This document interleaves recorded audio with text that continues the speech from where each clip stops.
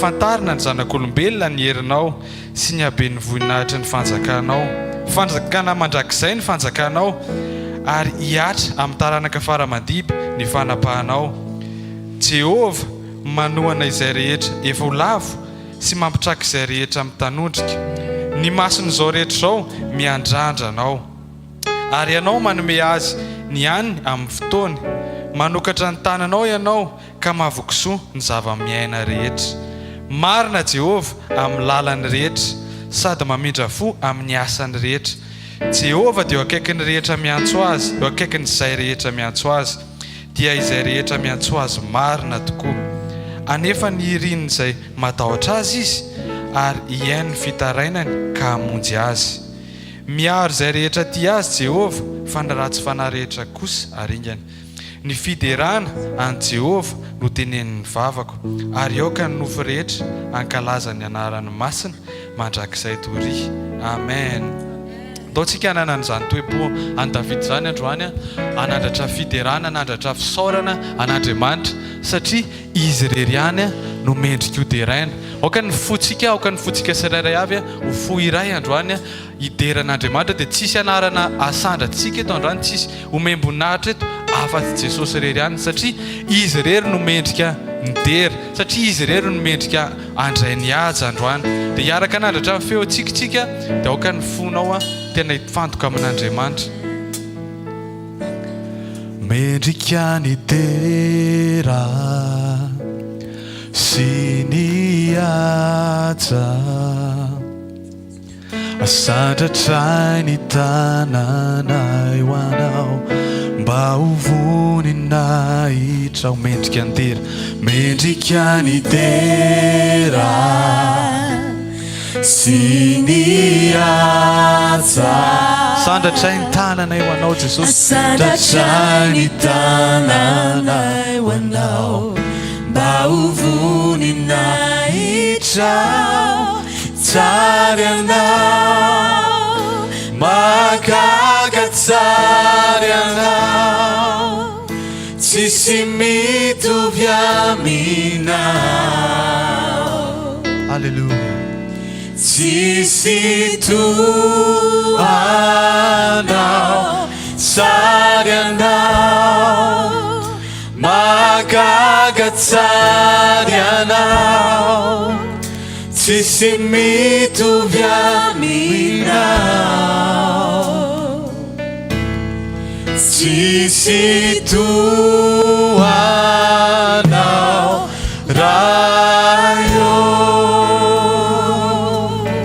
Dao averitsika hoe mendrika nidera, mendrika nidera sy ny haja, asandratray ny tananay ho anao mba ho voninahitra. Mendrika nidera sy ny haja, asandratray ny tananay ho anao mba ho voninahitra. Tsary anao, mahagaga tsary anao, tsisy mitovy aminao. Tsisy toanao, tsary anao, mahagaga tsary anao, tsisy mitovy aminao. Tsisy lazao e tsary anao, tsary anao, mahagaga tsary anao, tsisy mitovy aminao. Tsisy toanao, tsary anao,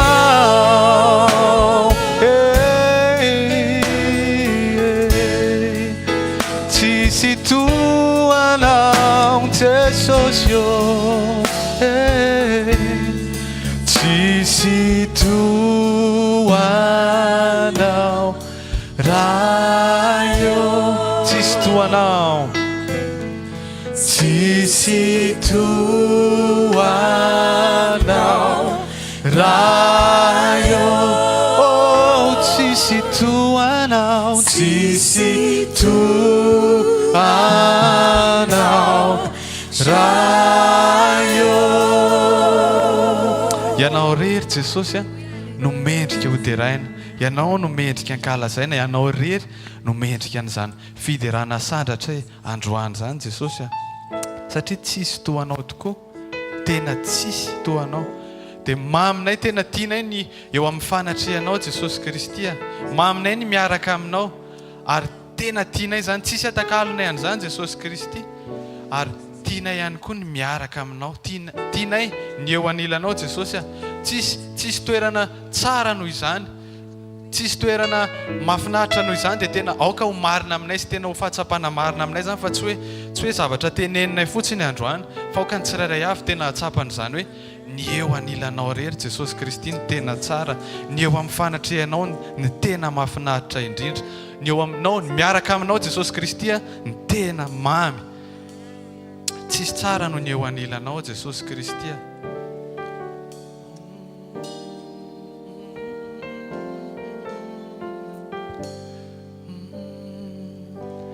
izay misy anao no tiako mba hisy aiko hiara-paly aminao sy ny voninahitra izay misy anao no tiako mba hisy aiko te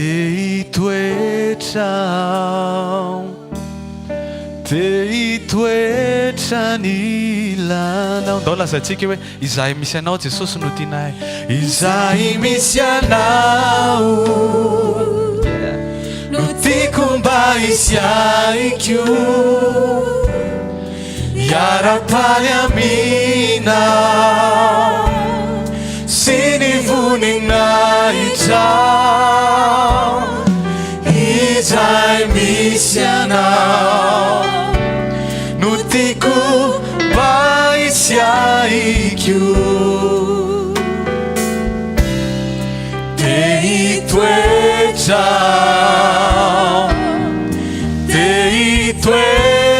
ny lanao tiako no eo anilanao tiako ny eo anilanao sy ny fanatrehanao sy ny fanatrehanao idera sy ankalazanao Jesosy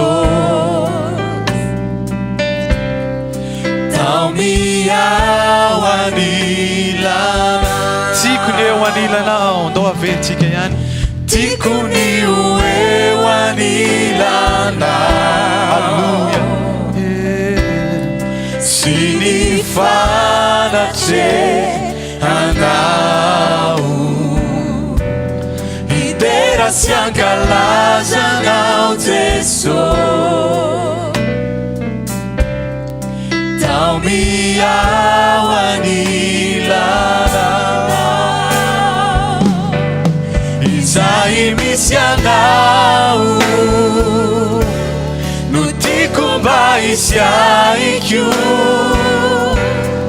hiara-paly aminao sy ny voninahitra izay misy anao no tiako mba hisy aiko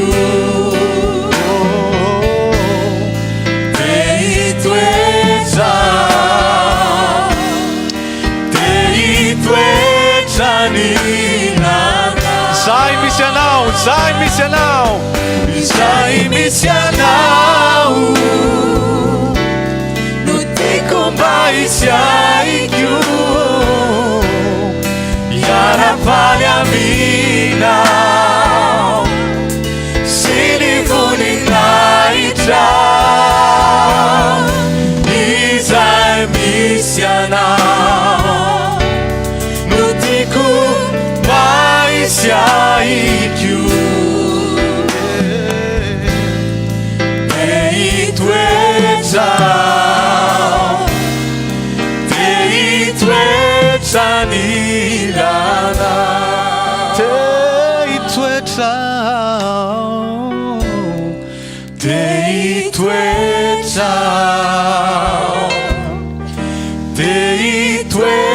Sanilana te itoetra nilanao Jesosy te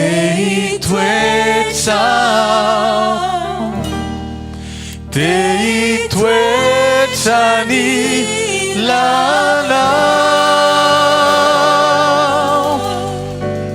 Alleluia. Sotra Jesosy Kristy ny amin'izany ny eo akaikinao rery any tena tsara. Ok, anao rehefa mihirana izany dia tsy ataontsika hira mahazatra fotsiny fa mila tsapany fotsika izany hoe ny miaraka amin'ny Jesosy dia ny misy atsika amin'izao fotoana izao no misy atsika eto. Zany ny anisan'ny toerana tena tsara indrindra dia mila marina aminao zany, mila marina amintsika zany eto ny fanahy masina amin'izao fotoana izao. Ndao sokafantsika ny fotsika, ndao sokafantsika ny saitsika ho an'izay zavatra tiany fanahy masina atao eto, zay zavatra tiany atao eto dia omentsika malalaka izy. Zay zavatra tiany tenenina amintsika, zay teny tiany omena antsika, zay fanavaozana tiany atao amintsika, zay fanamboarana tiany atao amintsika dia ndao omentsika malalaka an'ny fanahy masina izao fotoana izao. Dia ndaontsika hanokatra ny fotsika androany ho an'ny fanahy masina dia tenentsika izy hoe fanahy masina tonga soa eto ianao androany, tonga soa eto ianao fanahy masina, anao zao toerana izao, anao zao fotoana izao fanahy masina, eto ianao fanahy masina.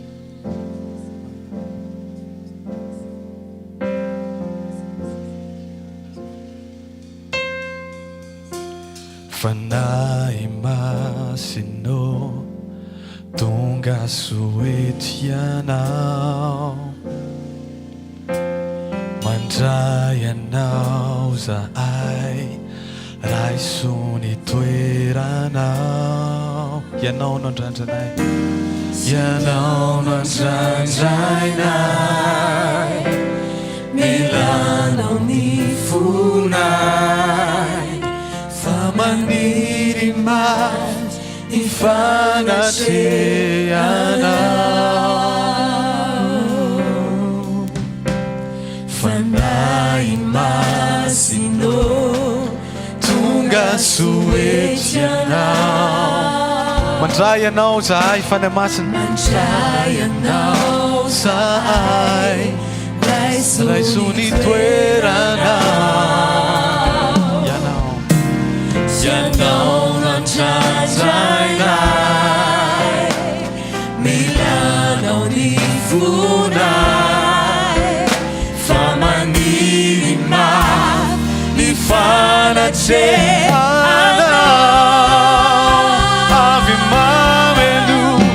Ave mameno tanterakay fa eto ianao, tsy ho feno zavatra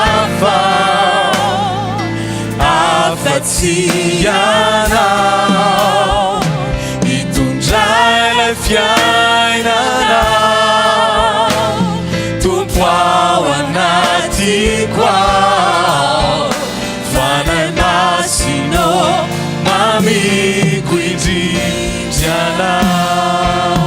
Ave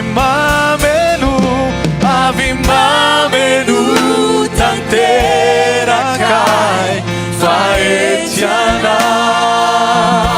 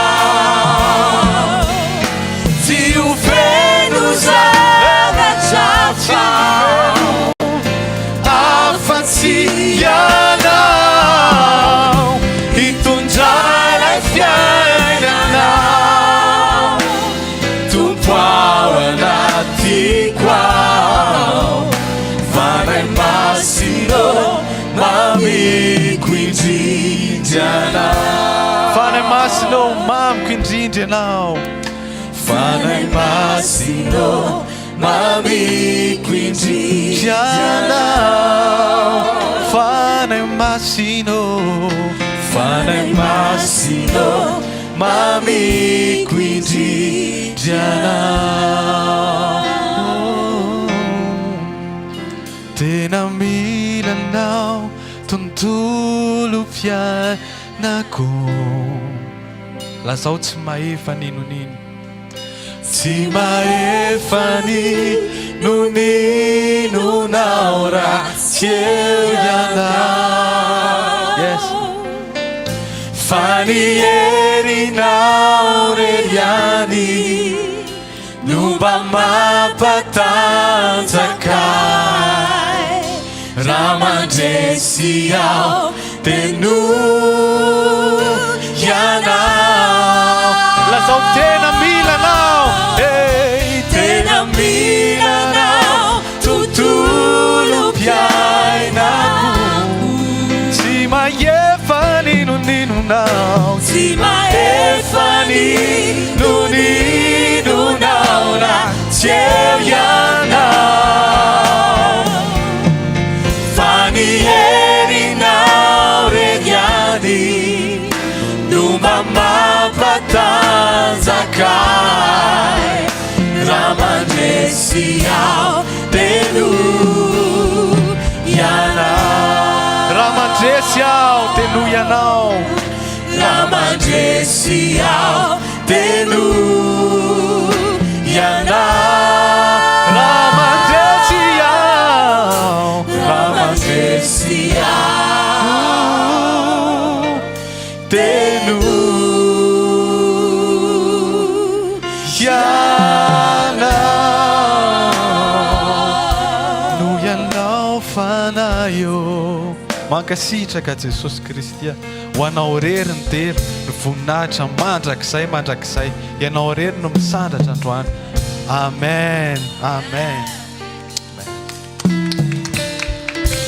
Noi tiaka mafon'ny Jesosy sika ary tia fenao mafon'ny Jesosy dia mahazo toerana Alleluia mandroso rahalahy merina ny voninahitra any amin'i Jesosy ny amin'izay nataony teo amin'ny fiainany voninahitra ao an' Jesosy zany ihany ny joroky vavolombelona eto tantara kely heritaona lasa zay 1er novembre tamin'ny ray maraina teo tamin'izaho moa ny tena mbola tsy tao amin'i Jesosy loatra fa mbola tia hvkl dia marevirevy dia tamin'izay fotoana izay accidenté-ana tômôbila efa nitantaraiko teto ihany le izy fa accidenté dia tsisy naninona nefa tao anaty fa ny tongotro no nisy mipitsoka tamin'ny teto amin'ny fotope teto dia nivavaka tamin'i Jesosy taorianan'izay moa zany dia niova fotanteraka mihitsy Alleluia dia nandeha ny fotoana nefany dia ny tenanay moa tia manao basket sy tia manao sport zay dia nefany tonga saina tampoka hoe mety zay ny anton'le izy hoe tsy mbola velan'i Jesosy mandeha manao sport satria mety mbola tsy mahafehy tena raha tonga any rehefa misy an'le 3e mi-temps 5e carton moa zay dia tsy nanao mihitsy nanao ihany zany kelikely teny fa tsy mahavita baolina zany ka nanjo ny herina ny taona tamin'ny farany volana teo tamin'ny ray maraina tamin'ilay fotoana mihitsy nangovotra be teo ambony fandriana dia tena tsy hafanetsika mihitsy iny parti droiteko ambany iny to dia tsy hafanetsika fa mangovotra dia taitra nivadiko teo akaiky teo za tsy sanamohana azy mihitsy aloha fa nieretako teo le marary dia taitra izy nahitana nangovotra dia hoe efa maninony alahy dia ozy izy za taminy hoe mba mivavao anao fa lerany zao mihitsy le lera tamin'ny heritaona fa tena tsy afametsika dia vavaka ao anahy izy inona ozy izy nareo voatapotra mivavaka ny tonga dia tsisy tsy nahenina rary tsomotsomo mihitsy Alleluia ny arivan'iny dia zana mampiditra bakiraro ary somary mamenatra kely ihany fa miantso ny zanako na miteny anazy hoe mba ampidiro ty bakiraro droite ty fa zao tsy avela manao an'izany zao dia ny apitsony iny ndany ianao manao basket ozy izy fa tena navita baolina tena navita ny saoty navita ny azakazaka na tsisy zavatra miraikidraikitra mihitsy dia voninahitra ho an'i Jesosy rery ihany zany. Lesona azo antsoana atao anatin'ilay izy ninona atao zany araka ny ten'Andriamanitra moa dia ny fampianarana antsika foana hoe ny tenanao aloha ny amboary dia hain'i Jesosy ny manamboatra ny ambony. Tena tiako reto ny sport, tena za mitsipozipozy raha ohatsy manao baolina mandritra ao anatin'ny herinandro hoe farafaratsiny indray mandeha. Tena nangataka tamin'i Jesosy hoe Jesosy tsisy dika intsony inona intsony zany ny fafinaretako amin'ity fiainana ity sady tsy avelanao manao sport janona atao trano foana. Dia verina tato anatiko foana ilay izy hoe amboary aloha ny tenanao ampatsiahivo ilay vadiko anako ao an-trano, amboary ny tenanao fa hain'i Jesosy ny manamboatra ny ambony rehefa aveo. Fa tena voninahitra ho anazy rery ihany fa niezaka nanamboatra tenana dia mbola tsy tonga lafatra ary dia efa nampiseho amin'ny voninahitra iny sahady. Ndao tsika tehaka mafy an' Jesosy dia asaiko ianao hitsangana ndao tsika merina ny voninahitra any amin'i Jesosy. Alleloia. Ozy izy le rahalahy hoe amboarina aloha ny tena, amboarina aloha ny ao anaty. Rehefa manaiky tsika ao amboarina ny ao ambon'Andriamanitra nge ny ampiadana atsika. Amen. Amen aloha zany sa tsy amen. Ny ao am-pon'Andriamanitra ny ampiadana atsika, tsy misaina zavatra ratsy ho antsika Andriamanitra. Fa rehefa manaiky tsika ao amboarina dia ny zavatra rehetrarehetra miara-miasa soa rehefa tia an'Andriamanitra tsika. Ndao asandratritsika ny tanantsika dia ndao amerina ny voninahitra any amin'i Jesosy noho ny amin'ny nanovany an'ilay rahalahy teo, noho ny amin'ny fanasitranana. Mety mierina ny taona fa Jesosy Kristy irery ihany ny tsy miova ho maly sy anio ary mandrakizay. Rehefa manaiky tsika amboarina vao anaty dia mivoatra ho azy, miova ho azy ny aty ivelany. Rehefa mitombotsika amin'ny fiombonana amin'Andriamanitra dia tsy mahatamana an'ilay toerana misy atsika tsony le toerana amin'izao fa tsy maintsy afindra toerana tsika miova makany amin'ny fataterahana.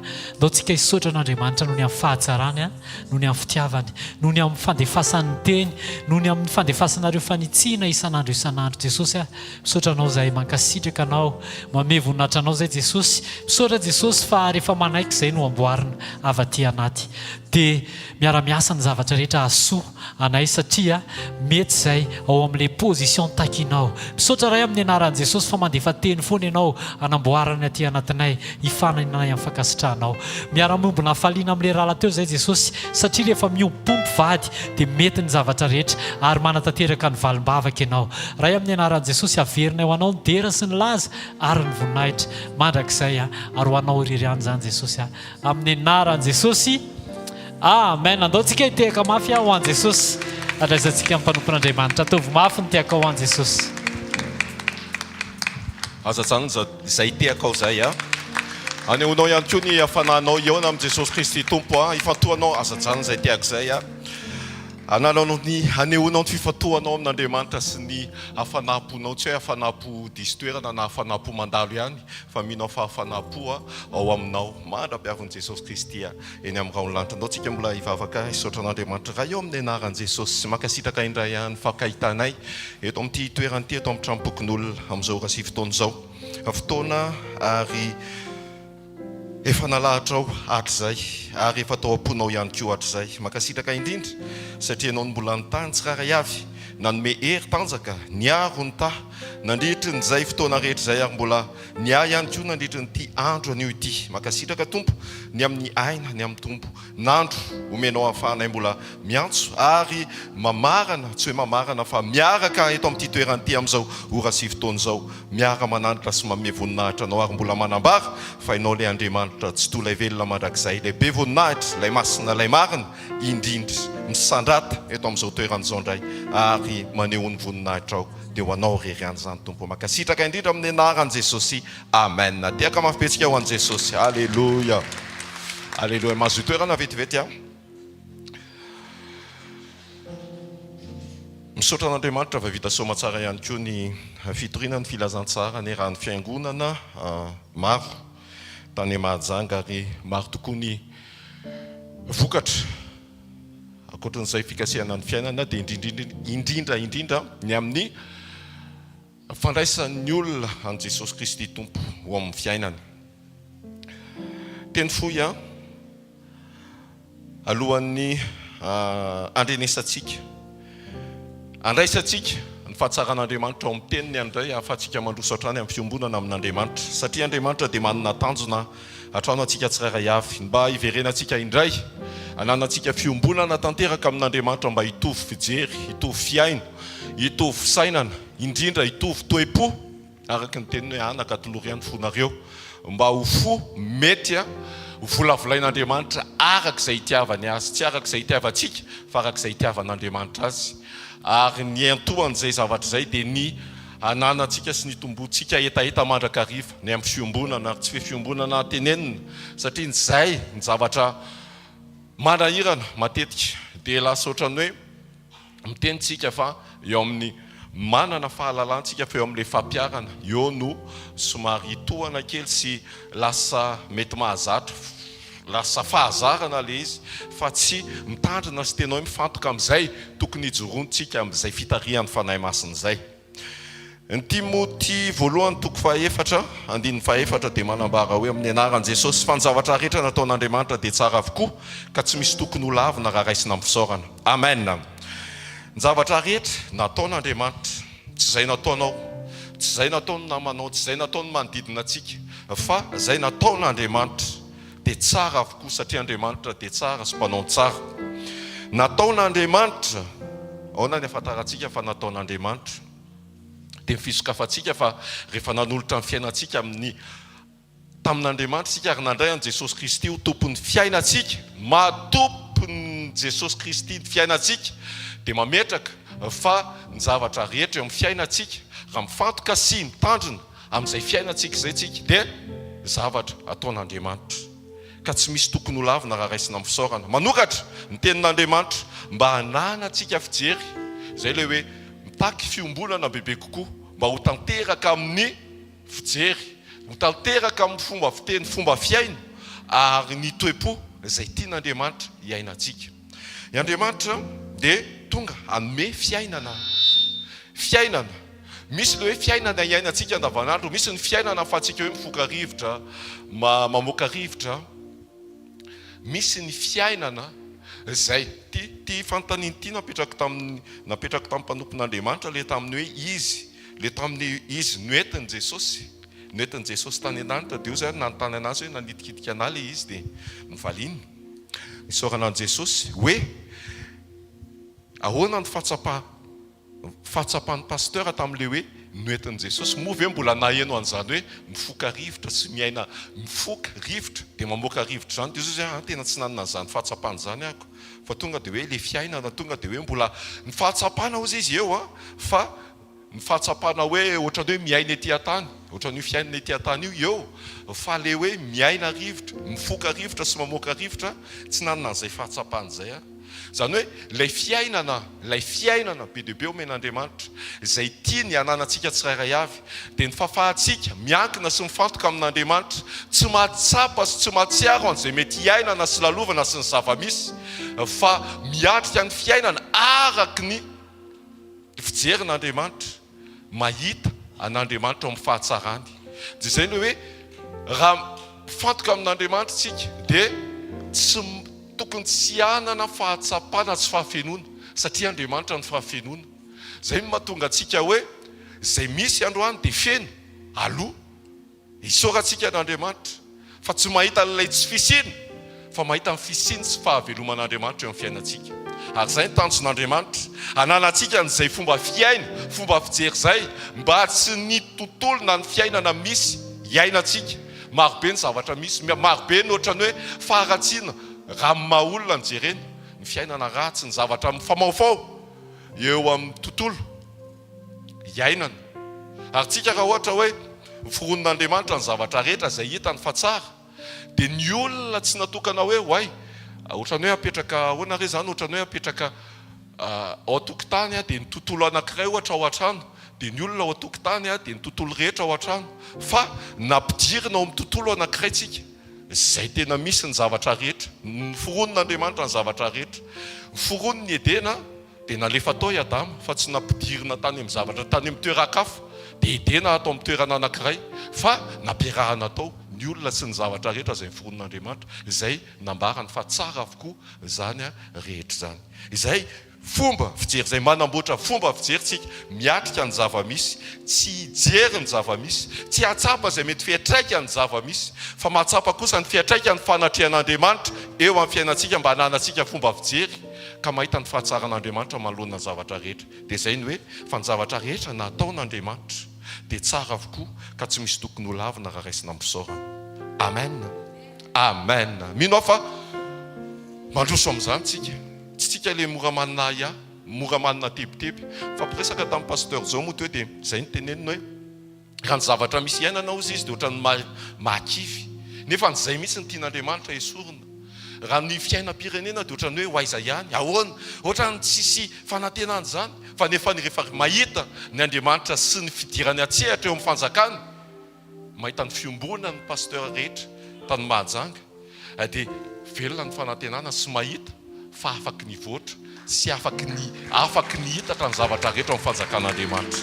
Mino fa anana an'izay fomba fijery izay tsika, anana an'izay fahatsapana izay tsika, fahatsapana izay eo amin'ny Kristy, sain'ny Kristy, izay fahatsapana ao amin'Andriamanitra rehefa mitombo fiombonana, tsy le miombona, tsy hoe miombona fotsiny amin'Andriamanitra, fa misy fomba fiainana izay tian'Andriamanitra hieverina sy hijoroantsika manoloana n'izay iainantsika mba hananantsika n'izay fahatsapan'Andriamanitra izay. Manonona ho an'ny tsirairay avy mba izay ho fahatsapan'Andriamanitra izay ny eo amintsika, ka tsy ho voahozongozony izay mety zava-mitranga, fa manana ny fifantohana sy ny fanantenana velona ao amin'Andriamanitra amin'ny fotoana rehetra, amin'ny zavatra rehetra, eo amin'ny fiainana rehetra amin'ny anaran'i Jesosy Kristy velona sy masina ary manan-kera avy any Nazareta. Ary izay ny antony tenin'Andriamanitra izay manazatra antsika, izay mampiditra antsika ho amin'izay fahatsapana izay, ho amin'izay fiombonana izay.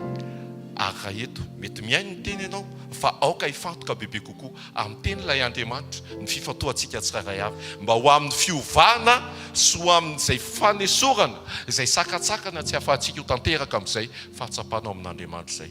Mitsangana ianao dia miomana, omeo an'Andriamanitra ny fifantohana. Ianao Tompo no ametrahako ny momba rehetra androany, ny foko, ny fisainako, ny momba rehetra, mba io fony fahatsaranao indray ao anatin'ny teny, ahita ny fahatsaranao sy ny voninahitra ao amin'ny teny, mba ahafahako miaina tokoa an'izany fiombonana tanteraka izany, ahafahako mamboatra ny ato anatiko izay mety sakana, tsy ahafahako tena hoe mahatanteraka sy hananako an'izay fahatsapana ao aminao izay. Raha eo amin'ny anaran'i Jesosy misaotrany amin'ny fanairanao, fa raha ny zavatra iainana ety tokoa ary amin'ny maha olona dia nefa misafotofoto sy maizina ihany, nefa ianao ilay fahazavana izao tontolo izao, tianao izay hiaraka sy ombona tanteraka aminao mba ho ilay fahazavana ihany koa ny ato anatinay, hanananay ny fahatsapana feno, hanananay ny fomba fijery, hanananay ny fomba fisainana, hanananay ny toe-po, hanananay ny fitiavanao hiainanay to amin'ity toeranyity, mba hanananay an'ilay fiainana be dehibe, tsy mora loha, tsy mora simba n'izay mety fiainana misy eto amin'izao tany izao, fa ilay fiainana avy aminao. Androan'ilay Tompo dia mino izay fa ny teny avy aminao dia teny afaka hitondra anay, afaka anafaka anay, afaka anova anay, mba hanananay an'izany fahatsapana izany ao aminao, miaraka aminao ary amin'ny alalanao Jesosy Kristy Tompo velona sy masina ary manan-kera avy any Nazareta. Misotra fa Andriamanitra feno fitiavana ianao, be famindrapo, be voninahitra, ary eo mandrakariva ho anay izay miantso anao, dia tonga ianao aneo zava-mahagaga sy sarim-patarana tsy takatry ny sainanay androany. Misandrata Tompo, anao ny dera sy ny aja ary mivoninahitra mandrakizay. Amen. Teka mavetsika ho an'i Jesosy andraisantsika mipanompony ihany koa hitondra ny teny. Alleluia. Mbola miarabantsika indray amin'ny anaran'i Jesosy tratra soa ny fotoana sarobidiny somary ivy ity. Antsika tiaka mafy an'Andriamanitra aloha.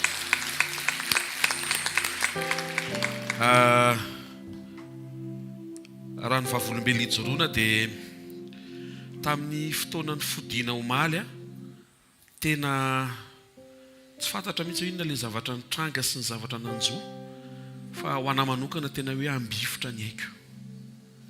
Tsy sany teny tamin'ny ray fiara tamiko satria zareo izay moa teneny tamin'ny rehefa tonga hoe tena se sentir en sécurité zay efa niaraka taminay pasteur toy izay hoe le pasteur anareo ary say klasy ao ako, tsy avy amiko le sécurité fa avy amin'Andriamanitra.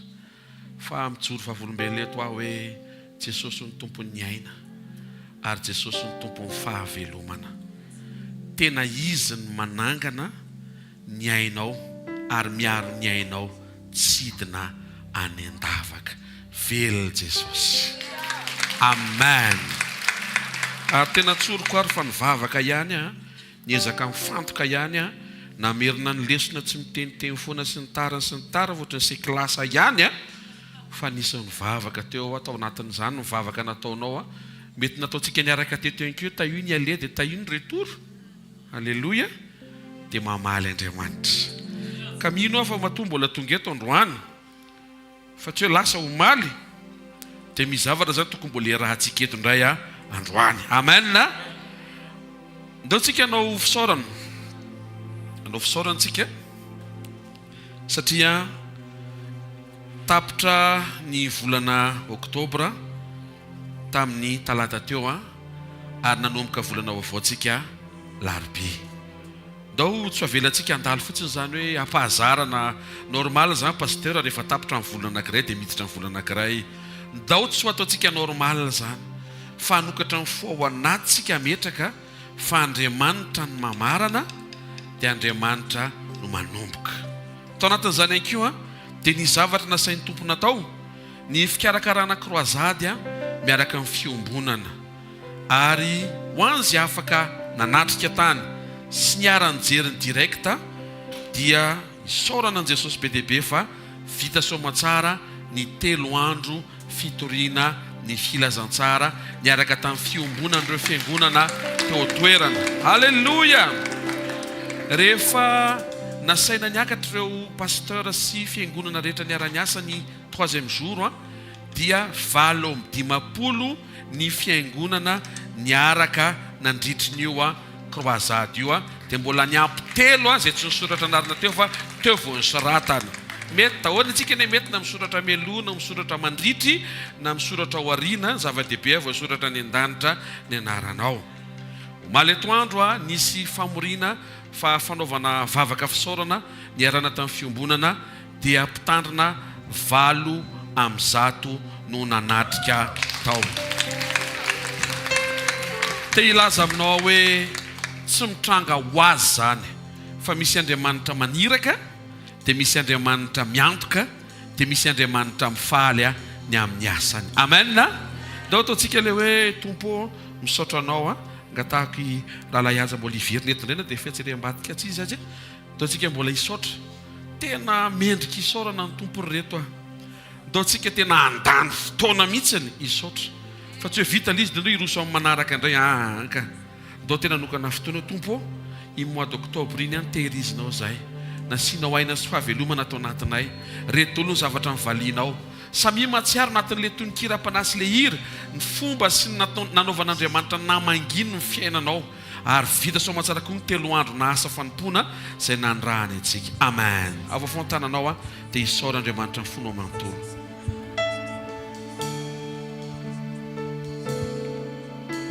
Naran'i Jesosy misaotra betsaka satria miampita volana vaovao zay noho ny amin'ny fahasoavanao sy ny fahatsaranao feno famindrapo ny tontolo andro sy ny tontolo ny herinandro ary tontolo ny volana izay nomenao anay no tehirizinao zay no tahinao ny valianao vavaka nambininao narovanao no tarianao nampaherezinao natsanganao namindranao fo ary indrindra misaotranao zay efa vita soko ny kroazady 3 andro ny tahinao ny tanàna amin'ny mahajanga ny tahinao ny fiangonana ny ara-niasa ny tahinao ny pasteur sy mpino namonjenao mpanota maro ny kasianao fon'olona be dehibe na tsy anao vao manokana ny asa fanompona ihany koa mankasitraka anao zay rainy amin'izany amin'ny anaran'i Jesosy Kristy avy Nazareta.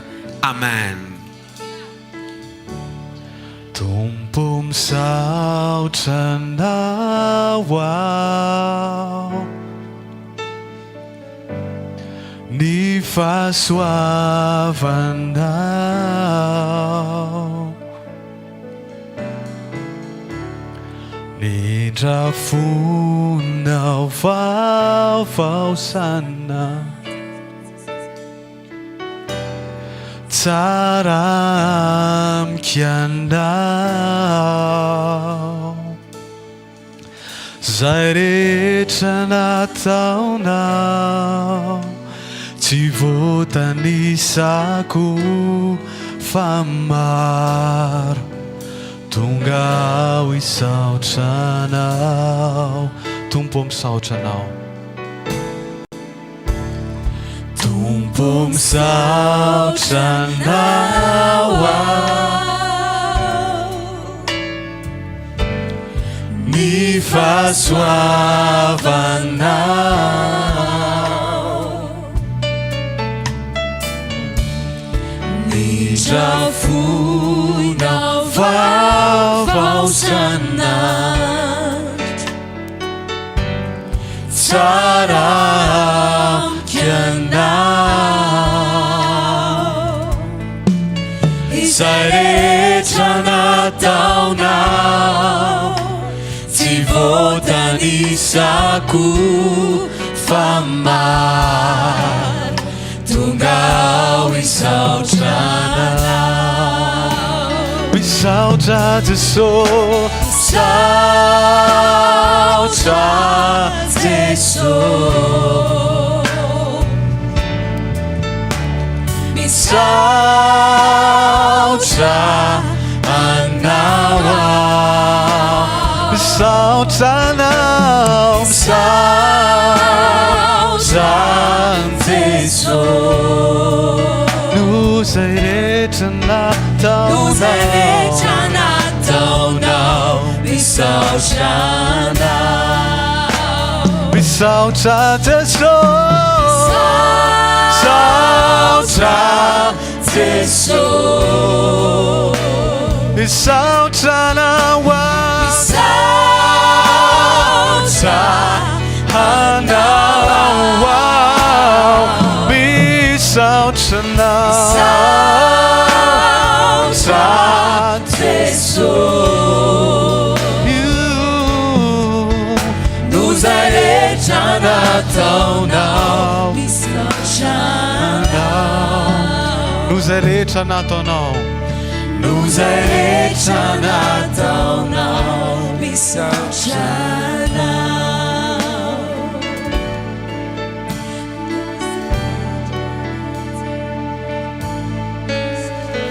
ndao tsika itiaka mafy tsara ho an'i Jesosy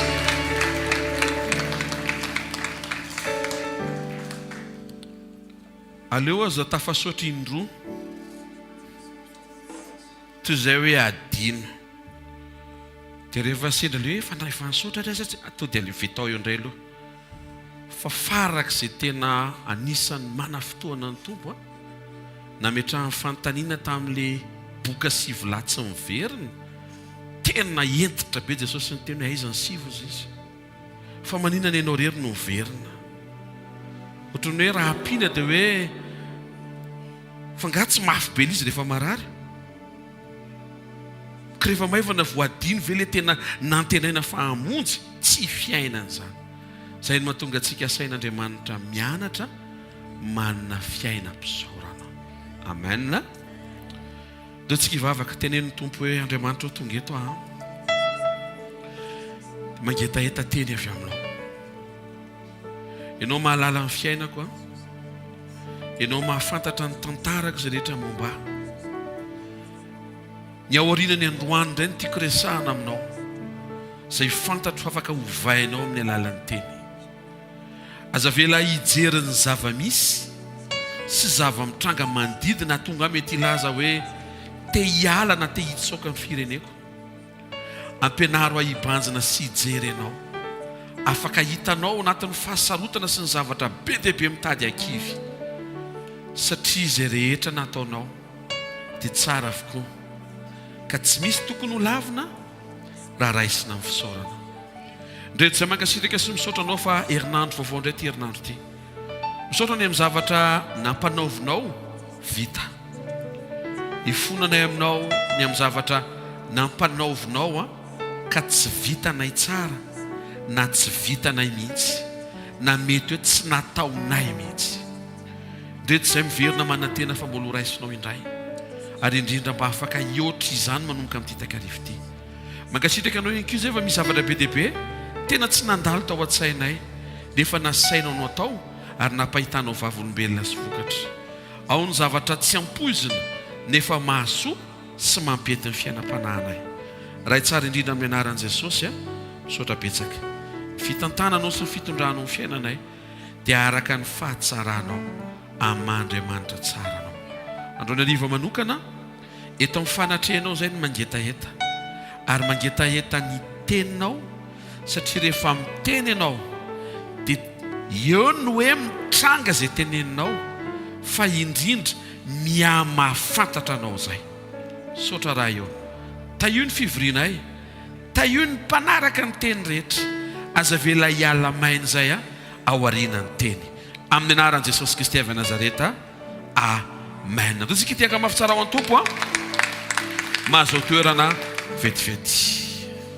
Hoy Jesosy ao amin'ny Matthieu 5:5-7. Ny anaran'i Jesosy, koa amin'izany aoko tanteraka ianareo toy ny fahatanterahany ray nareo izay any an-danitra. Eto Jesosy dia miresaka amin'ny olona mitaky fahatanterahana tahaka ny fahatanteran'Andriamanitra izay nambaran'i Jesosy fa rainy. Efesana 5:1. Ny anaran'i Jesosy, koa amin'izany dia aoka nahaka an'Andriamanitra ianareo tahaka ny zanaka malala. Ny loha hevitry ny fampianarana sy fampaherezana amin'ity takarivo ity tsy ny afatra dia nampitondraina ny lohateny hoe Ohatran'ny Raiko. Ohatran'ny Raiko. Comme mon père.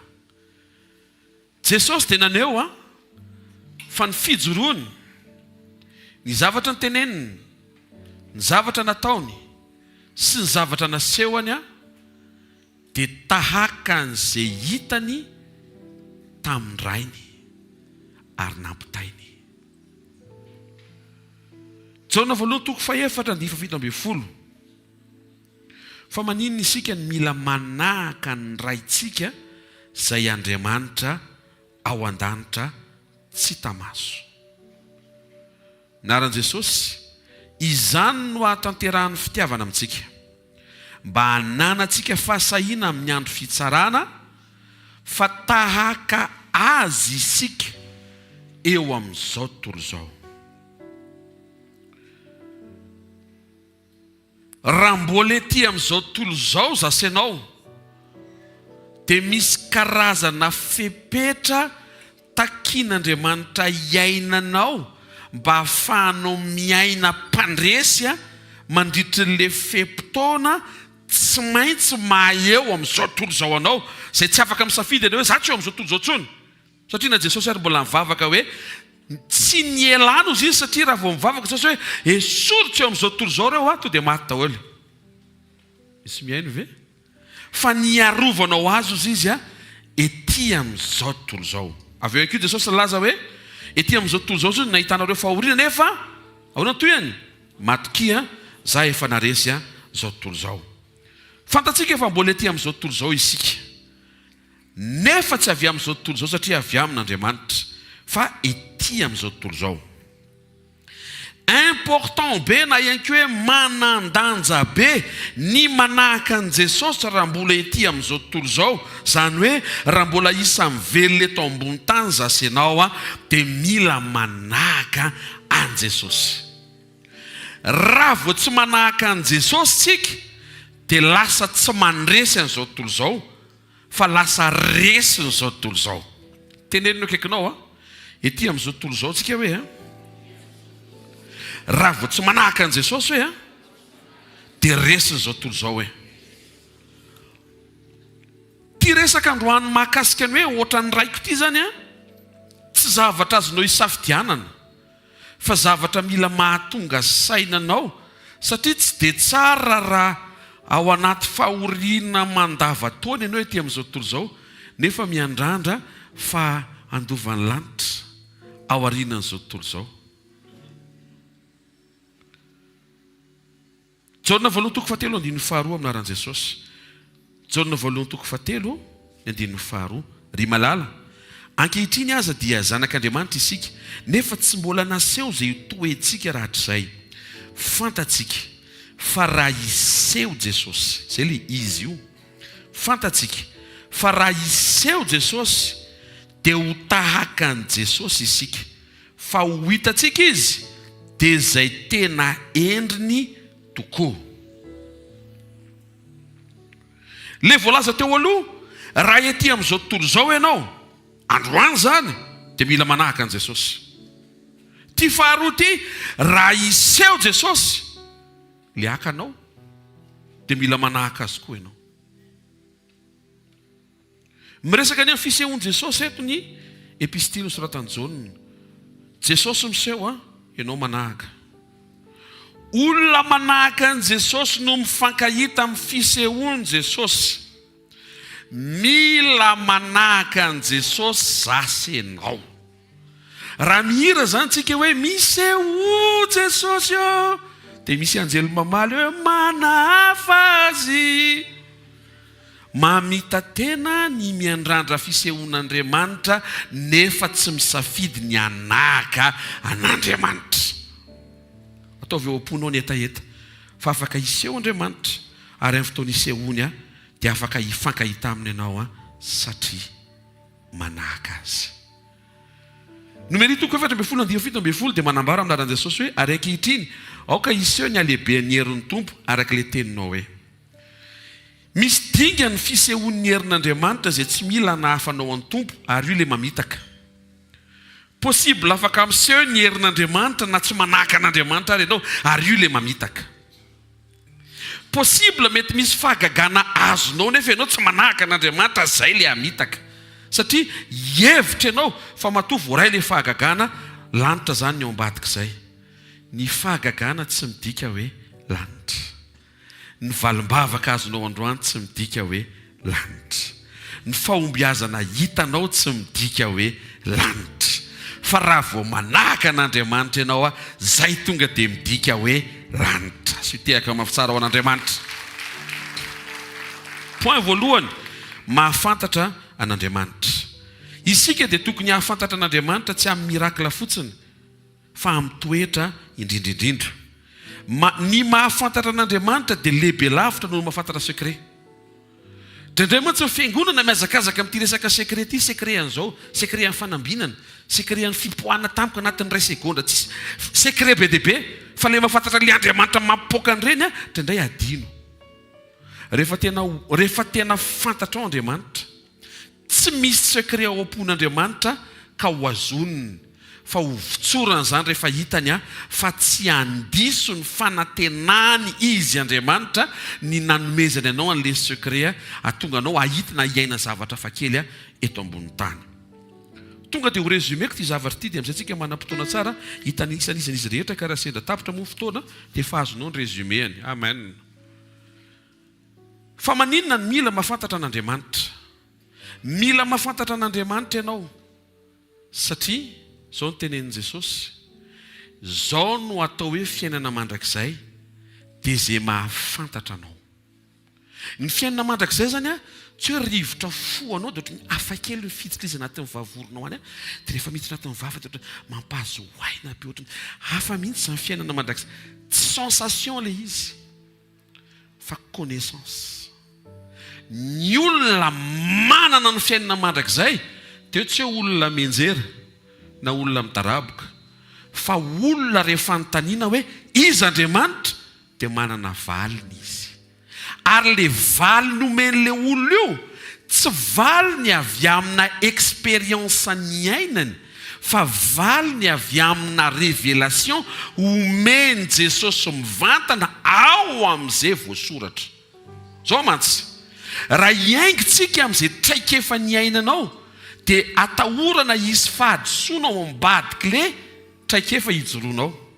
Fa raha miverintsika eo amin'izay nitantarainy Jesosy mivantana hoe ohatr'izao Andriamanitra dia manome toky sy antoka anao fa tsisy diso ny tenenin' Jesosy iny. Tovy izao raha maheno tsarantsika hoe avereny hoe izay mahafantatra an'Andriamanitra hoe no manana fiainana mandrakizay hoe. Avereno izay mahafantatra an'Andriamanitra no manana fiainana mandrakizay.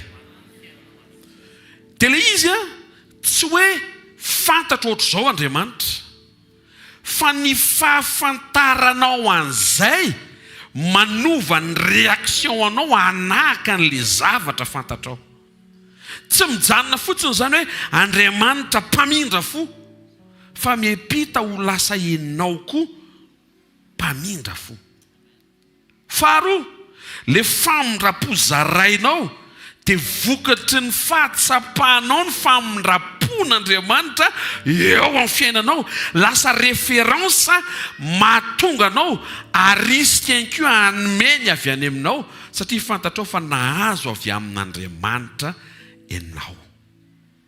Dia rehefa manana ny fiainana mandrakizay, miaina n'ilay fiainana mandrakizay, dia manomboka mitaratra an'Andriamanitra amin'izay ny fisianao sy ny fiainanao.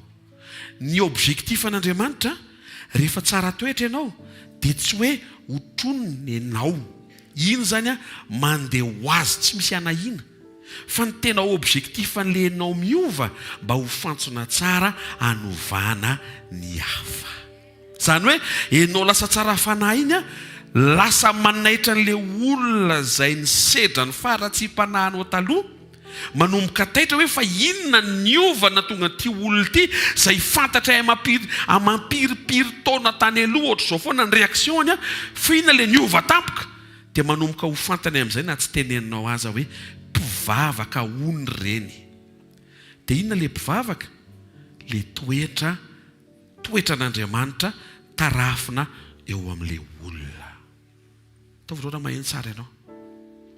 Tia famafy ny tompo ary. Fa maninona mila mahafantatra an'Andriamanitra? Voalohany mba hahafahanao mifandray amin'Andriamanitra lay mpanome anao. Ahoana moa no ahafahanao mandondonao amina mpivarotra anankiray raha tsy fantatrao inona no amidiny? Ahoana moa no ahafahanao mangataka amin'Andriamanitra raha tsy fantatrao inona ny azo nomena? Alleluia. Ohatra fotsiny, raha mangataka anao tompo ohatrany tena tsy mahazo aina be fa tena mba mesora amevy izy. Hitanao, mila fantatrao Andriamanitra alohan'ny mangataka. Zay le tiako teneniny.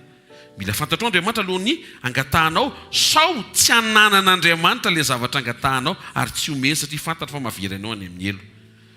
Jaona voalohany toko 5:7-10 aminaran'i Jesosy. Ary izao ny fahasahiana ananantsika ao anatrehany, raha mangataka zavatra araka ny sitrapony isika dia miaino antsika izy. Ataoko amina fomba fanazavana hafa hoe zao ny toky ananantsika. Raha mangataka zavatra ka fantatsika fa azo nomena dia iaino antsika izy. Ninona ilaitsika dia mila fantatsika fa mila mifanaraka amin'ny sitrapon'le Andriamanitra mpanome zany vao manana toky sy finoana ianao ao anatin'le fangatahana mba ho azonao le izy. Mila mahafantatra an'Andriamanitra ianao mba hahafantatra ny sitrapony. Aveleny hoe mila mahafantatra an'Andriamanitra hoe. Faharoa, mila mahafantatra an'Andriamanitra ianao mba hahafahanao mifankazatra aminy sy ny fomba fiasany, ny fomba fampiasany fotoana, ny fomba sy endrika amaliny ianao ahatonga le fiadananao anatinao tsy ho very. Misy fotoana ny fiasan'Andriamanitra mahavery fiadanana ho an'ny olona tsy tena mahalala an'Andriamanitra. Joba 2:20 22-21 aminaran'i Jesosy.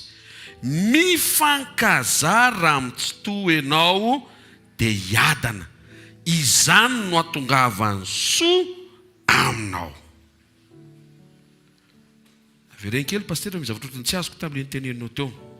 Henoko le zavatra teneninao dia averiko le izy. Raha vao tsy fantatrao Andriamanitra dia isy zavatra ataon'Andriamanitra izay anaitranao, satria sady tsy nampoizinao, ny tsy eritreretinao, ny tsy eken'ny sainao, satria adininao fa mpanjaka izy. Ny mpanjaka dia manana ny fiandrianany. Ny mpanjaka rehefa arabaina ka tsy mamaly dia tsy maninona. Fa raha mpanjaka miarabanao ka tsy valianao dia tapatendy ianao eo ny eo. Tsy izy idirany hoe kitseniko. Zany ny fahampanjaka. Miaino ve tsika? Misy fotoana zao mieritreritra hoe nandray anao a Jesosy, maika ohatra be problème. Fa iza ny nampianatra anao fa rehefa mandray an Jesosy anao dia tsisy problème intsony. Zavatra nyraisinao hoe famonjena fa tsy hoe fanafody problème. Raha vao tsy fantatrao Andriamanitra dia ny fitondrany anao izay tsy fantatrao ahatonga anao tsy ahay hitahiry ny fiadanana nomeny ianao. Ianao zany tsy tokony koropaka rehefa mahafantatra an'Andriamanitra. Fa matoa koropaka dia mila mibosy, mila mianatra. Tena kaikinao a matoa mikoropaka hoe dia mila mianatra hoe. Avereno matoa mikoropaka kely hoe dia mila mianatra kely zany hoe. Dia avereno matoa mikoropaka be hoe dia mila mianatra be zany hoe. Fahatelo, tsy afaka hiaraka amin'Andriamanitra ianao raha tsy mahafantatra azy, raha tsy mifanaiky aminy. Zay mahatonga ny Amosy 7:7 manambara hoe ho tafaradalana va ny rola tsy efa nifanaiky. Tafiditra ao anatin'ilay hoe tafaradalana ianao manaraka an'Andriamanitra. Zay ampatsiahivina eto fa anisan'ny zavatra important tamin'i Jesosy rehefa neno tamin'ny Petera. Tsy le sambo nampiasaina, tsy le toroteny vita ho an'ny hafa, tsy le trondro be deaibe nomena ho valim-pity mpanompoana, fa rehefa tapitra avokoa zany rehetra zany dia teny anankiray ny tenen'i Jesosy tamin'ny Petera, manaraha. Rehefa miverinala ny Petera amin'ny Jona 4:20 mbola nomeny Jesosy valimbavaka trondro ihany, teny anankiray ny tenen'i Jesosy, manaraha. Ohatrany teteny Andriamanitra hoe ninona mitranga sy miseho dia zavela isy antony analanao tsy anaraka. Zao anefa tsy afaka anaraka azy ianao, ary izy koa tsy anaiky ho arahanao raha tsy mifanaiky aloha nareo. Ka tsy dia tsara zany leo manaranaraka fotsiny nefa sady manaraka ny tsy manaiky, na ihany koa hoe manaraka nefa tsy mahafantatra. Ny olona mahafantatra ny mpaniraka no mahomby amin'ny iraka sy mahazo antoka fanirahana. Ao anatin'ilay tafaradalana manaraka an'Andriamanitra, miaraka amin'Andriamanitra, irahan'Andriamanitra. Ao zao misy mieritreritra hoe mitovy ary zaniko. Tsy mitovy ka. Manaraka an'Andriamanitra, Andriamanitra mitarika ianao aoriana. Miaraka amin'Andriamanitra, Andriamanitra dia ianao koa akaikiny. Irahan'Andriamanitra, Andriamanitra miteny hoe ndana dia ianao lasa dia izy aoriananao. Ka na amin'ilay voalohany, na amin'ilay faharoa, na amin'ilay fahatelo dia mila mifanaiky aloha nareo mianaka vao mety ilay fiarahadalana. Tsara lavitra noho ny mahazavatra ilaina ny miaraka amin'Andriamanitra. Ataovana atao fonao ty fahamarinana ity, ny miaraka amin'Andriamanitra dia tsara lavitra noho ny mandray fahagagana. Maro ny fanontaniana mety hipetraka ao anatin'ny olona hoe Andriamanitra ve mpanary an-dalana? Dia mila mahafantatra an'Andriamanitra ianao vao azo toky any anatin'ny fonao any fa tsy mpanary an-dalana Andriamanitra. Andriamanitra ve mpamitaka? Ao anatin'ny parole sy ny connaissance izay omeny Jesosy no ahatonga anao azo toky eo amin'ny fiainanao iendrasanao an'Andriamanitra sy ny fotoanany, fa tsy mpamitaka Andriamanitra. Raha olona no miteny anao hoe tsy mpamitaka izy, dia hisalasala ianao ny amin'izay tenen'ilay olona. Fa raha Jesosy no maneho ao amin'izay révélation nomeny dia tsy tokony hisalasala ianao, fa tsy mpamitaka izy. Hitanao mila mahafantatra an'Andriamanitra za sy ianao. Andriamanitra ve mitondra ho amin'ny loza? Mila mamaky Baiboly ianao. Fa zavatra teneniny aloha ny fihevitra izay everako anareo izy dia fiadanana fa tsy loza. Zany hoe ny endrik'isehoan'ilay izy loza ny fijery maha-olona, fa ny miafinao ambadik'ilay izy fiadanana rehefa isaorana. Tsy mahenitehaka ao an'Andriamanitra. Faefatra, mba hahafahanao mametraka ny rehetra mombanao eo an-tanan'ilay fantatrao.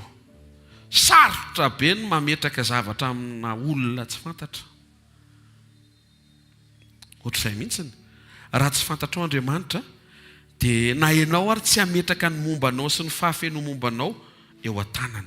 Zay mahatonga Timoty 2:1 manambara aminaran'i Jesosy hoe satria fantatro izay inoko hoy Paoly, ary matoky fa izy dia mahatahiry ilay zavatra natolotro azy. Amin'ny voalohany, vao mandreny amin'i Jesosy ianao ho mpamonjy dia miantoraka ianao satria mila vonjy. Fa rehefa mihamafantatra an'Andriamanitra ianao dia maika mihamavesatra ny fiankinanao aminy. Raha maharary nify ianao manantona an'i Jesosy dia le nifiny no entinao eo amin'i Jesosy. Fa rehefa mandroso ny fotoana iarahanao amin'Andriamanitra ka mitombo ny fahalalanao an'Andriamanitra, mifofinainao ray segondra kinao amin'ny tompo nefa ianao mbola tsy mialaina akory. Azonareo amin'izay ve le izy? Zany hoe ny dépendance anao amin'Andriamanitra zany a miamitombo arakaraka ny fitombony ny fahalalanao an'Andriamanitra. Zay no mahatsara an'le hoe mila mandroso foantsika mihoatra sy lavidavitra kokoa noho izay nisy antsika teo aloha averiko. Amin'ny voalohany, vao mandre an' Jesosy ianao, fa mpamonjy izy, dia hiantoraka ianao satria mila vonjy. Ary le mila vonjy io mety amina zavatra anankiray, mety amina zavatra anankiroa, eny mety amina zavatra be dia be. Fa rehefa me mahafantatra an'Andriamanitra ianao, dia hiamavesatra ao anatinao ny fiankinanao aminy tanteraka. Tsisy intsony zavatra kely momba ny fiainanao ka hoe adininao ny tondram-bavaka an'ilay izy.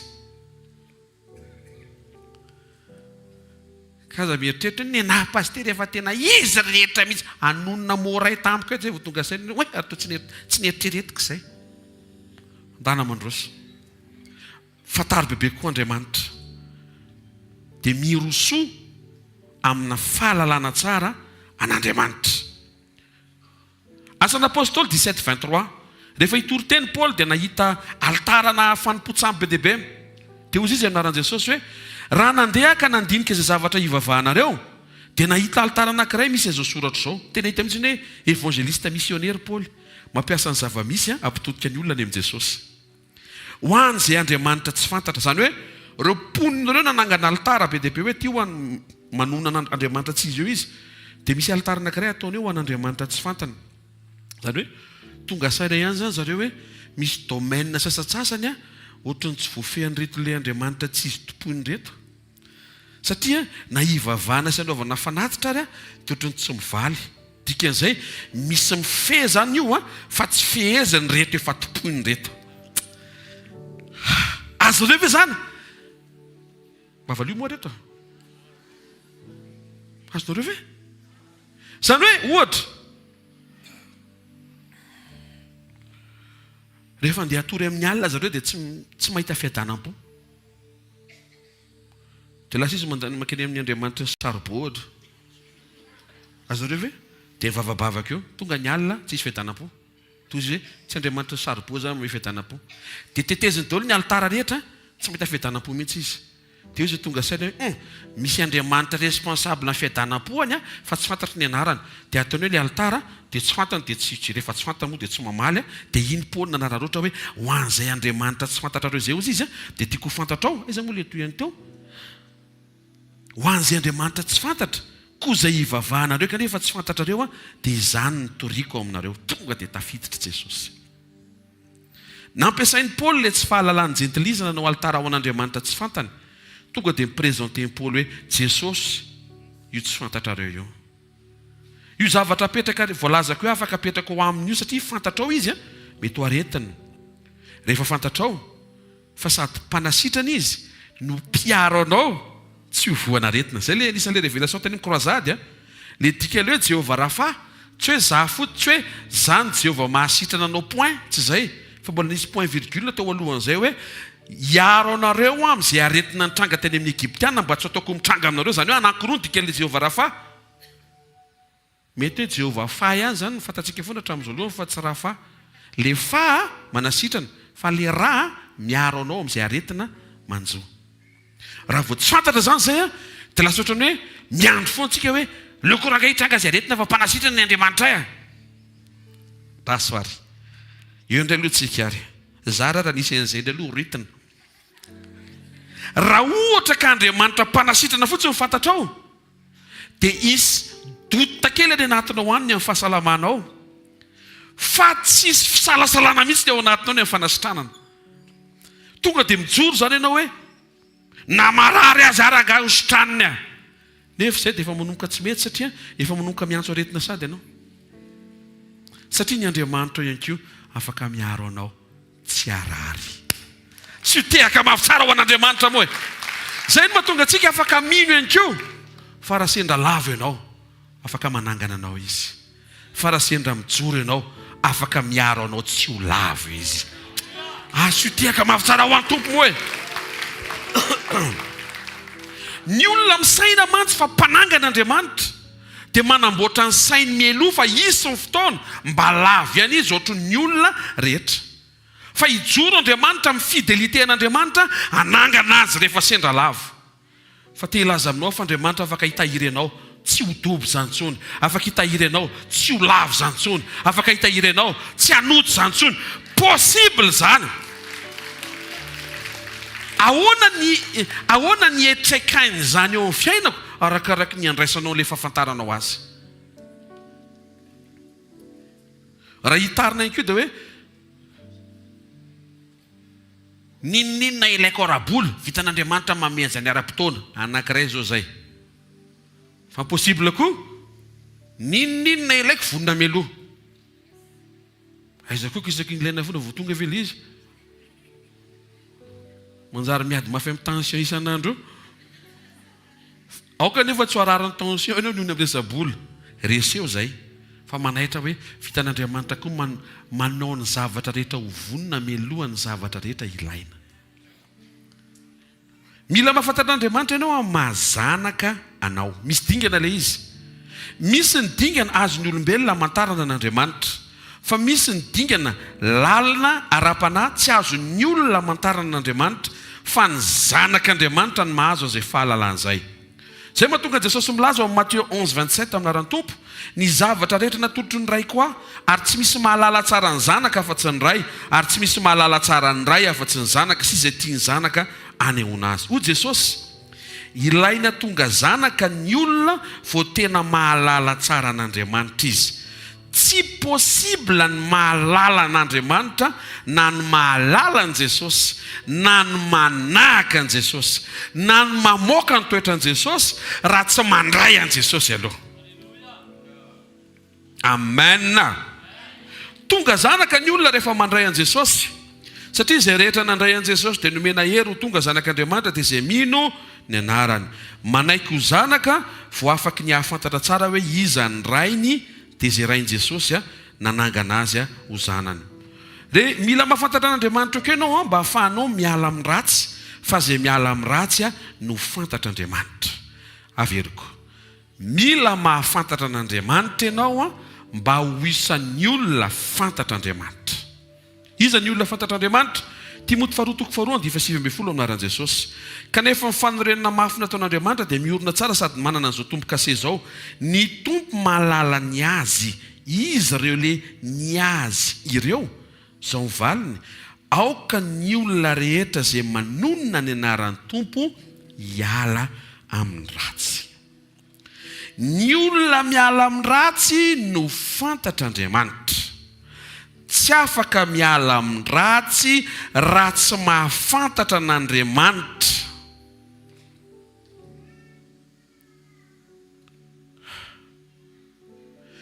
Raha tsy fantatrao Andriamanitra sy ny zavatra tsy tiany dia tsy afaka ho tonga zavatra tsy tianao ilay zavatra tsy tiany. Dia lasa misy ady foana eo amin'Andriamanitra miteny hoe aza atao ty sy ianao miteny foana hoe ataoko ny ray aloha fa mandrafo amiko. Izay no mahatonga antsika mila mahafantatra an'Andriamanitra hoe tena malahelo izy raha vao tezitra ianao. Dia misafidy amin'izay ianao hoe na ianao tezitra dia mahazo aina be, fa Andriamanitra malahelo. Raha ianao moa mpamaly vavaka anao dia ataovy. Fa raha fantatra hoe miankina amin'ny daholo ny taranja rehetra, tanao amin'izay ilay izy, dia mitombo ny fahatahoranao an'Andriamanitra. Io volo io zao rehefa miditra foana dia misy fotoana tsy hatahoranao an'Andriamanitra. Fa rehefa hidiran'ny tompo amin'izay ny volanao io, diodioviny tsara araka ny sitrapony. Zay moa tena mijotro avolombelona efa taloha nandraisana an Jesosy za tsy nafantatra izy vola tsy marina ke tao amin'ny fiainam-pianakavianay. Nanaovan'i Jesosy azy tonga dia nanjavona tsy hita tsy azo ny takina taiza intsony. Efa firy taona namantarina ny tompo taty aoriana vao fantatra hoe nisy tsy nentina toy ny esoriny. Ary Andriamanitra ka rehefa te hanomboka dia tsy manomboka eo amin'ny zavatra tsy mety hafenimpenina fa tsy maintsy manomboka eo amin'ny tsy misy ninninina madio.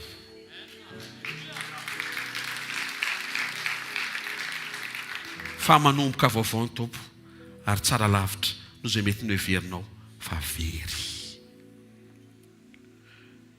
Raha vao tsy fantatra hoe tiany tsy tiany dia tsy afaka hiala amin'iny ianao. Raha fantatra zao fa mampalahelo ny tompo ny fahatezerana dia manomboka hitandrina ianao ny amin'ny fahatezerana satria tsy tianao alahelo izy. Izay fifandraisana izay ilaina be satria lasa ohatran'ny hoe sarinady ilay atao. Mody mitandrina toetra nefa ohatran'ny tsisy fifandraisana amin'Andriamanitra ilay izy fa te ho any an-danitra foana. Lasa lanitra ny fifantohana fa tsy ilay tompony lanitra. Dia lasa ohatran'ny isaka miresaka amin'Andriamanitra dia zao foana dia Andriamanitra zany miteny hoe ahoana ny journée anao androany? Journée ako androany nitandremako fa teo any an-tranonao a. Ay, nafinaritra anao ve masoandro naposako? Nafinaritra masoandro naposako fa efa afity masoandro ty te hody any an-tranonao a. Tsaroana ho ve nanolorako ny zanako ho famonjena anao? Tena tsaroako izany fa netaetako dia mba ho tonga any an-tranonao a. Dia ho hitanao fa na ianao ry resana an'izao nefa fa za ve tianao sa ny tranoko e? Azonareo ve? Zay no mahatonga antsika. Mahatonga antsika makany ho any an-danitra satria ihany Andriamanitra. Fa raha tsy ihany Andriamanitra dia tsy makany antsika. Misy tetra fa ho aiza tsika any amin'izay misy azoko. Halleloja. Izy nefa nitefanao lanitra vaovao e. Donc za raha vao mifikitra kosa ianao amin'ilay lanitra taloha ilay misy amin'izao koa dia mbola tavela indray koa izany. Satria ilay lanitra taloha amin'izao efa ilay manja be io mbola ho ahoriny indray dia hanao vaovao indray izy. Any amin'izay misy azy ny fiadanantsika. Satria ao aminy mihitsy ny fitsarantsika. Raha fantatrao Andriamanitra dia manomboka fantatrao ny zavatra tsy tiany dia manomboka ho hainao ny mifenitenanao tsy hanao ny zavatra tsy tiany. Dia misy fiantraikany amin'ny fiainam-panahinao ny fahafantaranao an'Andriamanitra. Zay no mahatsy an'ilay hoe Andriamanitra mpanazara karaha-masina mena.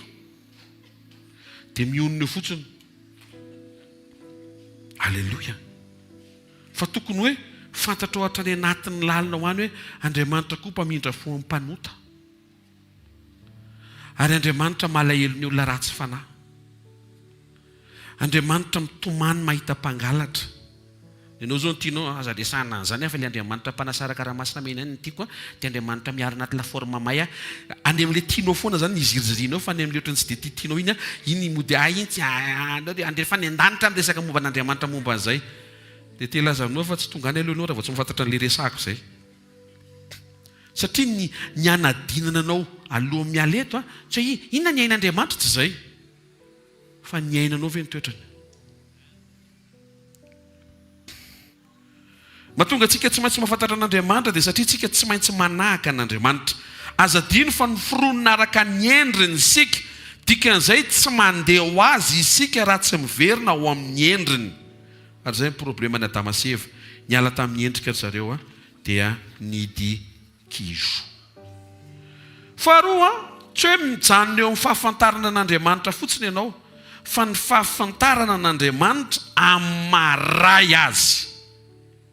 Satria ny fidiranao any an-danitra tsy amin'ny maha-olona fantatr'Andriamanitra anao fa amin'ny mazanaka natsangany mody ao an-tranony.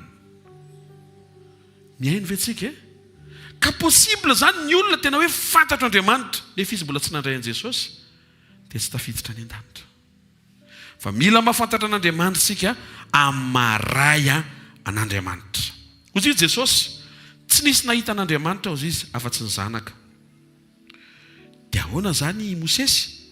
Mosesy tsy nahita an'Andriamanitra fa afo no hitany teo amin'ilay roy memy fa tsy Andriamanitra.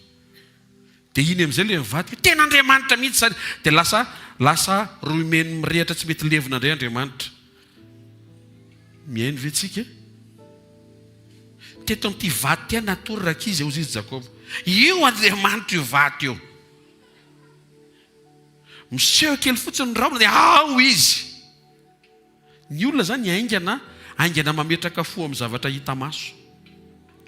Zay mihitsy ilay tonga dia nitsiny Jesosy, tsy ohatr'izay ka. Jaona toko voalohany 20 minaran'i Jesosy. tsy nisy nahita ny Andriamanitra na oviana na oviana fa ny zanaka lahy tokana izay ho tratrany ray izy ny nanambara azy. Anjely no nampahitana ny olona feo fa tsy hoe fanatrehana hita maso. Miresaka ye fa ny hoe mahita tsia. Jesosy miteny eto. Dikan'izay raha hita tara zany ireo olona tsy nahita ireo. Tena akaikinao olona tsy nahita ny tantara hoe avy ireny olona tsy nahita hoe no mitantara hoe inona no mety ho risika. Mety izy diso ilay zavatra tantaraina satria mety hiteny izy raha ny fievitro nefa tsisy te hihaino ny fieviny fa te hafantatra izy Andriamanitra. Mosesy tsy nahita n'Andriamanitra na dia nangataka azy. Na angataka izy eo amin'ny Exode 33 fa Andriamanitra mihitsy ny teny tiako valiana daholo ny fangatahanao fa malemy fanaty rô ianao. Fa raha zao no miseho aminao dia maty ianao dia tapitra ilay programa dia ohatrany hoe bête stupide be ilay valimbavaka. Fa zao ho afenoko ianao dia nilamosiko no asehoko anao. Misy azo koso ihany fa tsy ilay tena angatahanao satria mbola tsy zakanao aloha zany zao. Zavatra nafinaritra nefa. Teo amin'ny tendrombohitra ny fiovantare Matthieu 17 niona tamin'i Jesosy Mosesy nefa teo amin'ny tavan'i Jesosy ny tavan'ny ray. Le etaeta Mosesy tamin'ny Exode 33 ny valiana taty amin'ny Matthieu 17 zay proof fa ny vavaka rehetra sandratra tsy maintsy mivaly ara-potoana. Ataovy amenina mafy tsara moe. Zay zany zao tokony apavesatra ny toky ao anatinao amin'izay vavaka rehetra efa nataonao, zay vavaka ho ataonao androany sy zay listana vavaka miandro ho ataonao indray manomboka rapitsy. Tokony miesitra zany fisalasalana ilay izy le vavaka kristiany tena tsy fantatra ohatrany hoe asaina atao fotsiny dia aveo mody asaina fisaorana ova dia tsy eva dia tsisy hoe tsy hay zany ka. Vereno amin'izay nitenen'i Jesosy ny tenen'i Jesosy zay milatsaka eo valiana ilay tenen'i Jesosy iny hoe tsy nilaina ny vavaka raha tsy valiana. Ohatrany hoe tsy ilaina roso ny vary sy ny tsaramaso raha tsy hohanina. Dikan'izay matoa roso atao inona? Jerijerena hosorana ny tare manala vijanona sy hanina. Ohatrany tsy izay ny aminay tonga dia hohanina. Dia ohatr'izay koa matoa saina mivavaka natao ho valiana. Fa raha vao tsy mahafantatra le tenen'i Jesosy ianao zao dia na alohan'ny hivavaka ary dia misy kely any hoe ty vavaka ty tompo na ho valianao na tsy. Zay fotsiny dia efa mampanao ny lanitra hoe manao zany daholo lanitra ray amanontolo. Azany hoe ataoko senety ilay izy ao anandro hoe izy lanitra any amikorazady eo feo anatin'ilay adoration be iny zany ny anjely.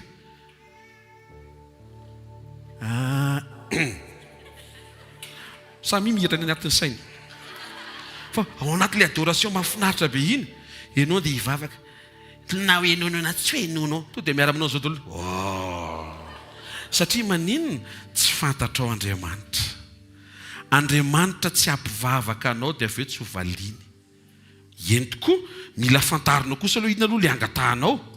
Fa rehefa fantatrao kosa hoe ty zavatra ty mifanaraka amin'ny programan'Andriamanitra dia tsy tokony hisy salasalana ao anatinao fa zay rehetra asandratra ao dia hozy Jesosy misaotra ray eo fa efa niainao hainao.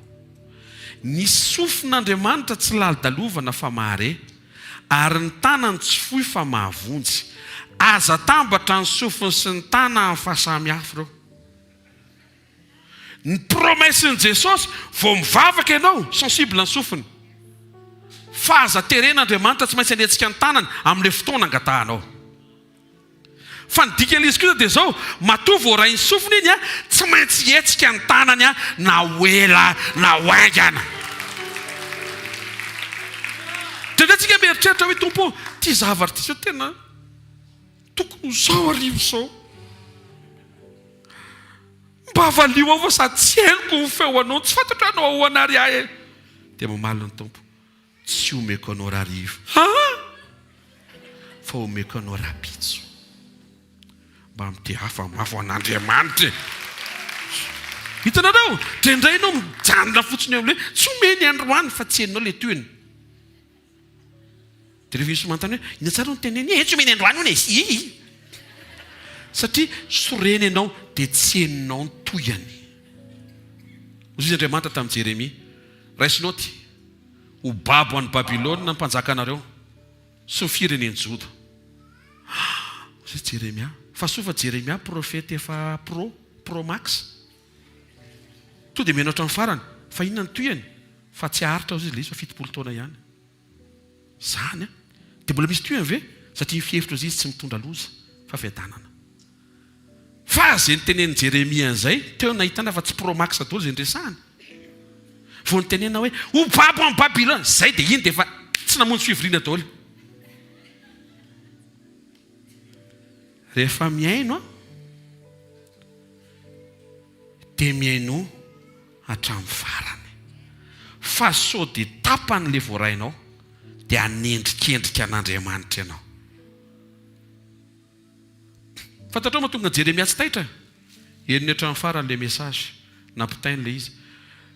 Isika hono dia ho babo manodidina ny 70 taona. Io toray voatabia fa raha tsisy akoiny anaiky. Tsy navelany zareo hiteny hatramin'ny farany kory izy hoe fa tsy haritra ela ilay izy 70 taona ary araka nambarany dia tsy loza ilay izy fa fiadanana. Dikan'izay ny ampiadana antsika ato atsany tsy isika mijanona ato fa miara manao vakansany Babilôna daholo. Karaha pozitivena daholo izy tokony ho falina zany hoe oviana tompo manomboka zany le fialana eto. Dia zay le nitenen'Andriamanitra hoe teneno izy ny mpanjakanareo fa raha manaiky izy dia ho velona izy hoentina any. Fa raha tsy manaiky izy dia ny zavatra nitranga pitsohany zareo vao masina sady mbola tsy mivonony. Izy ne ho tonga any any le zavatra tenen'Andriamanitra tsy maintsy hitranga. Azonareo hoe aloha to dia manaiky reto, to dia manaiky fotsiny fa tsara izy sady mpanao tsara izy. Tsisy nahita an'Andriamanitra ozy Jesosy afa-tsy ny zanaka. Hainareo hoe mahatonga Jesosy niteny an'izany? Zao ny toyany mba mamaky filazany tsara dia avereny le zavatra niteneniko dia mianara momba ny ray fa reny ny tena véritable vrai. Amen. Tsy copie reny izy ny tompo. Zay ny mahatonga antsika tokony hiverina mamaky Baiboly. Oviana azy ianao namaky Baiboly farany. Vao eo pastera tamin'ilay salaminy raha antsika namaky toy. Ankoatran'le teo ataovy mba amin'ny masonao ny Baiboly. Ataovy akaiky amin'ny masonao. Ao ianao ny ahafantatra an'Andriamanitra bebe kokoa amin'ny alalan'izay naseho an Jesosy. Koa ny ilaina ny fidinan Jesosy raha tsy zany diso ny fomba fiatrehan'ny olona an'Andriamanitra. Ozy Jesosy Jaona 5:19 ny zanaka tsy mahazo manao na inona ho azy afa-tsy izay hita ny ataon'ny ray. Fa ninona ataon'ny ray dia toy izany koa no ataon'ny zanaka. Ozy Jesosy sady mahita ny ray ny manahaka an'izay hitako. Zay mahatonga laza hatramin'ny voalohany hoe tsy ampy ny mahafantatra sy mahita fa mila mitohy hatrany amin'ny fanahafana. Raha hitanao fa tsara Andriamanitra dia mila tsara koa ianao. Fa tsy hoe zaza tererotra Andriamanitra ianao tsara fa izy ny tsara fa zaza ataotaona zany. Raha fantatrao fa tsara izy ary raha mba renao fa tsara taminao dia adidinao no mba mijoro tsara ihany koa ho an'ny hafa. Amen. Zay hitan'i Jesosy dia nasehony. Jesosy manahaka ny rainy amin'ny mahazanaka ary ireny zavatra naseho an Jesosy rehetra ireny izay voatantara ho amin'ny filazany tsara dia maneho an'Andriamanitra. Tena akaikinao zay hitanao no averinao Korintiana 2:4 dia manambara aminaran Jesosy hoe Andriamanitra nampahazava ny fonay eo amin'ny fahazavan'ny fahalalana ny voninahitr'Andriamanitra eo amin'ny tavan'i Jesosy Kristy. Jesosy no maneho marina an'Andriamanitra. Zay no mahatonga antsika mila miverina eo amin'izay naseho an Jesosy na toetra, na fihetsika, na asa. Taloha zao ny zanak'olombelona dia olon'Andriamanitra. Fa rehefa tonga Jesosy lasa zanak'Andriamanitra. Zany hoe samy hafa mihitsy ny fiarahana amin'Andriamanitra sy ny fiarahana amin'ny rainao amin'ny mahandriamanitra azy. Na ny fifandraisanareo ary samy hafa. Raha ataoko hoe faran'izay mahatoky zao marina, risa voatanisa foana hoe Noa, Daniel, izy le fatelo, Job, izy telareo tanisain'Andriamanitra foana hoe na izy telaro mijoro eo izy, zany hoe tena anisan'ny mpanompo tena mety zany e. Fa te ilaza aminao fa tsy zanak'Andriamanitra izy telareo. Halleluja. Marina fa mpanompo tsara sy mahatoky izy. I Abrahama tena sakaizan'Andriamanitra tokoa fa tsy zanany. Enao anefa rehefa avy nandray an'i Jesosy zanany. Ary Andriamanitra mihitsy manao fanekena fa iseho mihoatra izy, tsy amin'ny maha-Andriamanitra fotsiny mpanefa izay ilainao, fa amin'ny maharay mpiantoka anao ary mpamen'izay bangy eo amin'ny fiainanao. Amen. Matthieu 6:8 zao dozy Jesosy, aza manahaka azy ianareo fa fantatry ny rainareo izay tokony ho anareo raha tsy mbola mangataka amin'ny azy ianareo. Tsika zao mieritreritra hoe fantatr'Andriamanitra meloa ny zavatra eritreretin'ny olona rehetra. Zay? Dia eto Jesosy manome rectification. Ny zanany ihany no fantariny. Zay no mahatsara antsika mila mandray an'i Jesosy aingana be, fa miova daholo ny zavatra rehetra amin'ny fifandraisanao amin'Andriamanitra rehefa tonga zanany ianao. Tena kaikinao fantatry ny rainao mialoha izay ilainao e. 6:32 fa zany rehetra zany dia katsahany jetilisa fantatra fa fantatry ny rainareo izay any an-danitra fa tokony ho anareo zany rehetra zany. Matthieu 7:11 rainareo na dia ratsy aza mahalala nome zavatsoa ho zanakareo, tsy mainky avany rainareo izay any an-danitra no manome zavatsoa ho an'izay mangataka aminy. Aseho an' Jesosy mihitsy ny mahasamihafa an'Andriamanitra rehefa tonga ray izy, satria ianao manaiky ho tonga zanany. Ary efa niteny teto foana hoe fantaro fa ny anjely dia tsy afaka miaksede eo amin'ny position mahazanaka na oviana na oviana. Isika rery no voary ny eken'Andriamanitra ho atsangana hitovy statut amin'i Jesosy. Sy tehaka mafy ho an'Andriamanitra.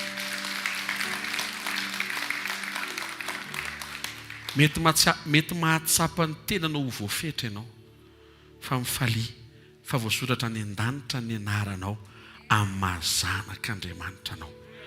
Ny Andriamanitra tompoinao dia nijoro ho dadanao, mampanatenanao fa le zavatra ilainao na sendra tsy voateninao azy dia fantany fa tokony ho anao.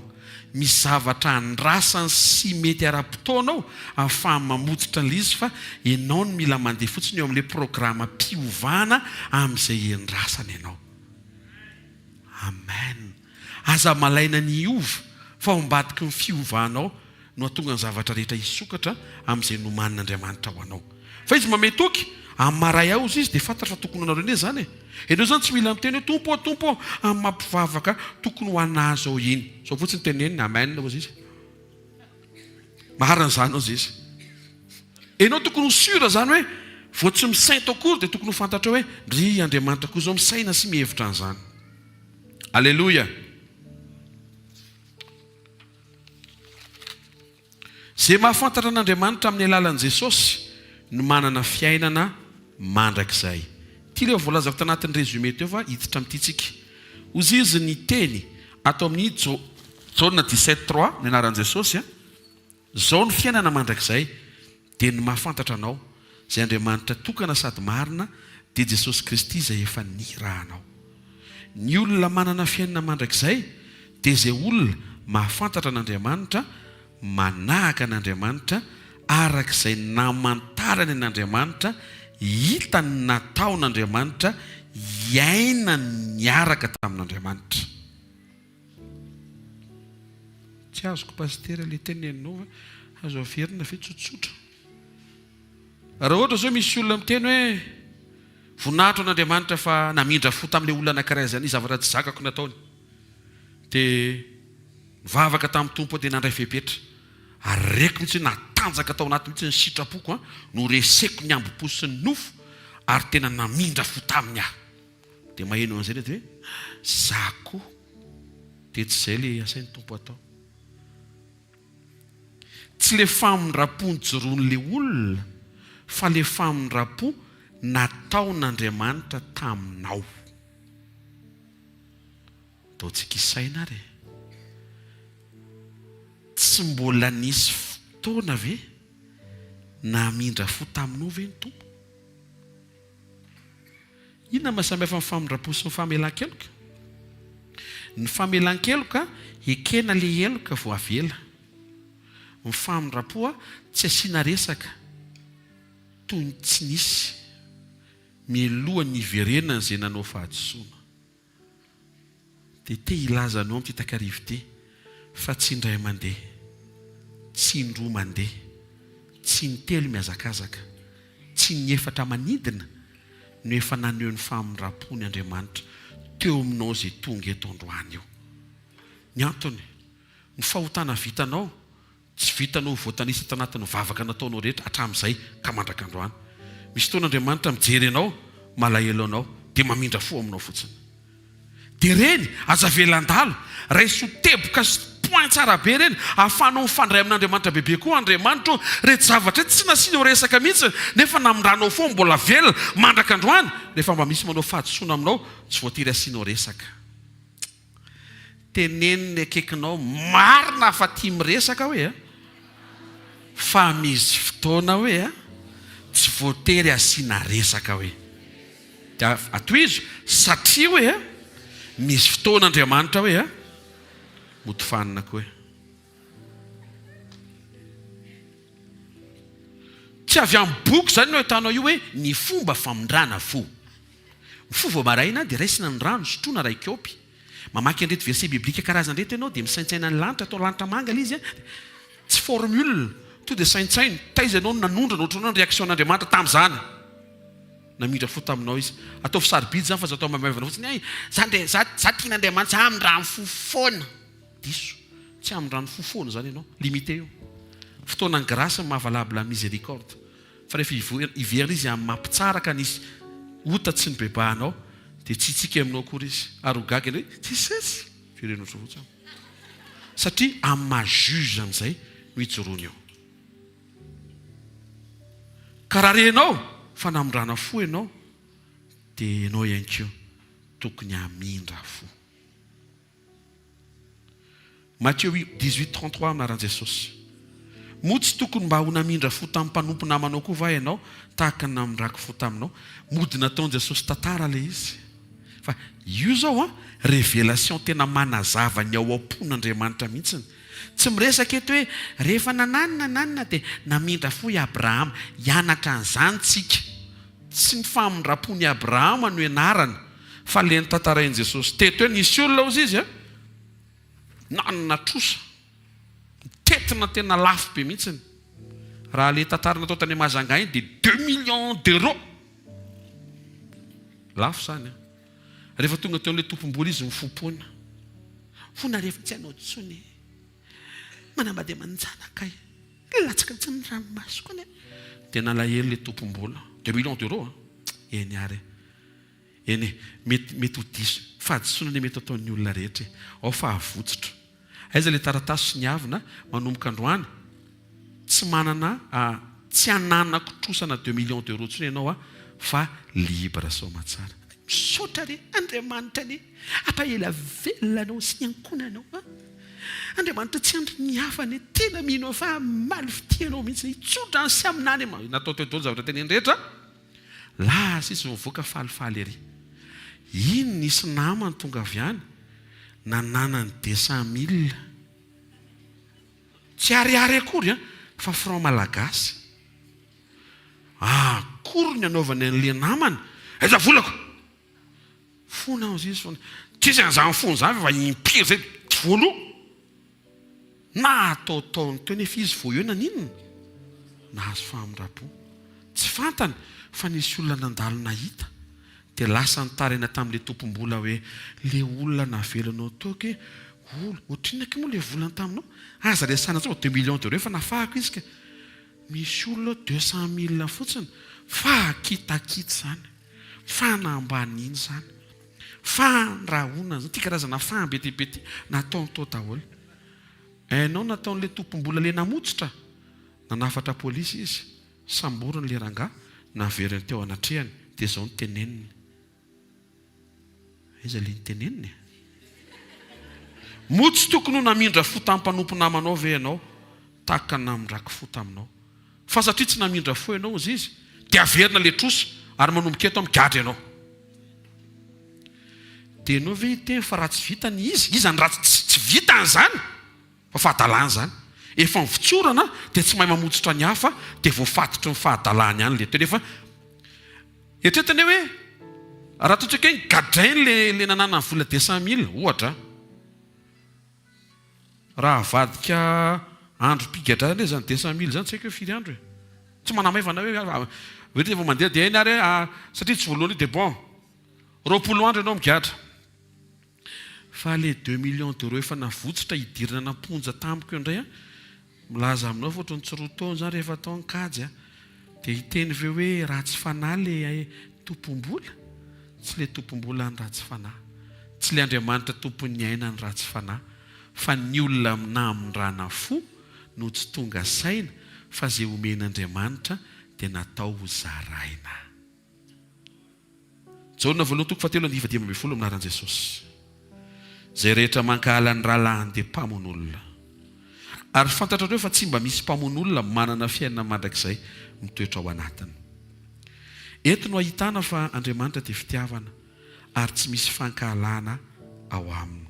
Dikan'izay, zay olona mankahala, teo izy Jaona eto, mpamon'olona ny mpankahala, assassin, dia tsy manana an'ilay fiainana mandrakizay le resantsika hoe mahafantatra an'Andriamanitra. Raha fantatrao fa Andriamanitra tsy nankahala anao tamin'ny ianao nanota, dia tsy hankahala mpanota ianao. Mihaino ve tsika? Raha fantatrao fa tsy nanaisitra ny fitiavany ianao, ny fahadisoana nataonao, dia hianatra ianao hitiny manodidina anao, hivelona ny fahadisoana izay ataony manodidina anao. Aza ampidirina anaty lasaka anankiray ny fitiavanao an'ilay olona sy ny fahadisoana ataony, tahaka ny fampisaran'Andriamanitra anao sy ny fahadisoana mety ho ny heloka ataonao. Izay midika fa Andriamanitra tia mpanota fa tsy tia ota. Avereny izay, Andriamanitra tia mpanota hoe fa tsy tia ota hoe.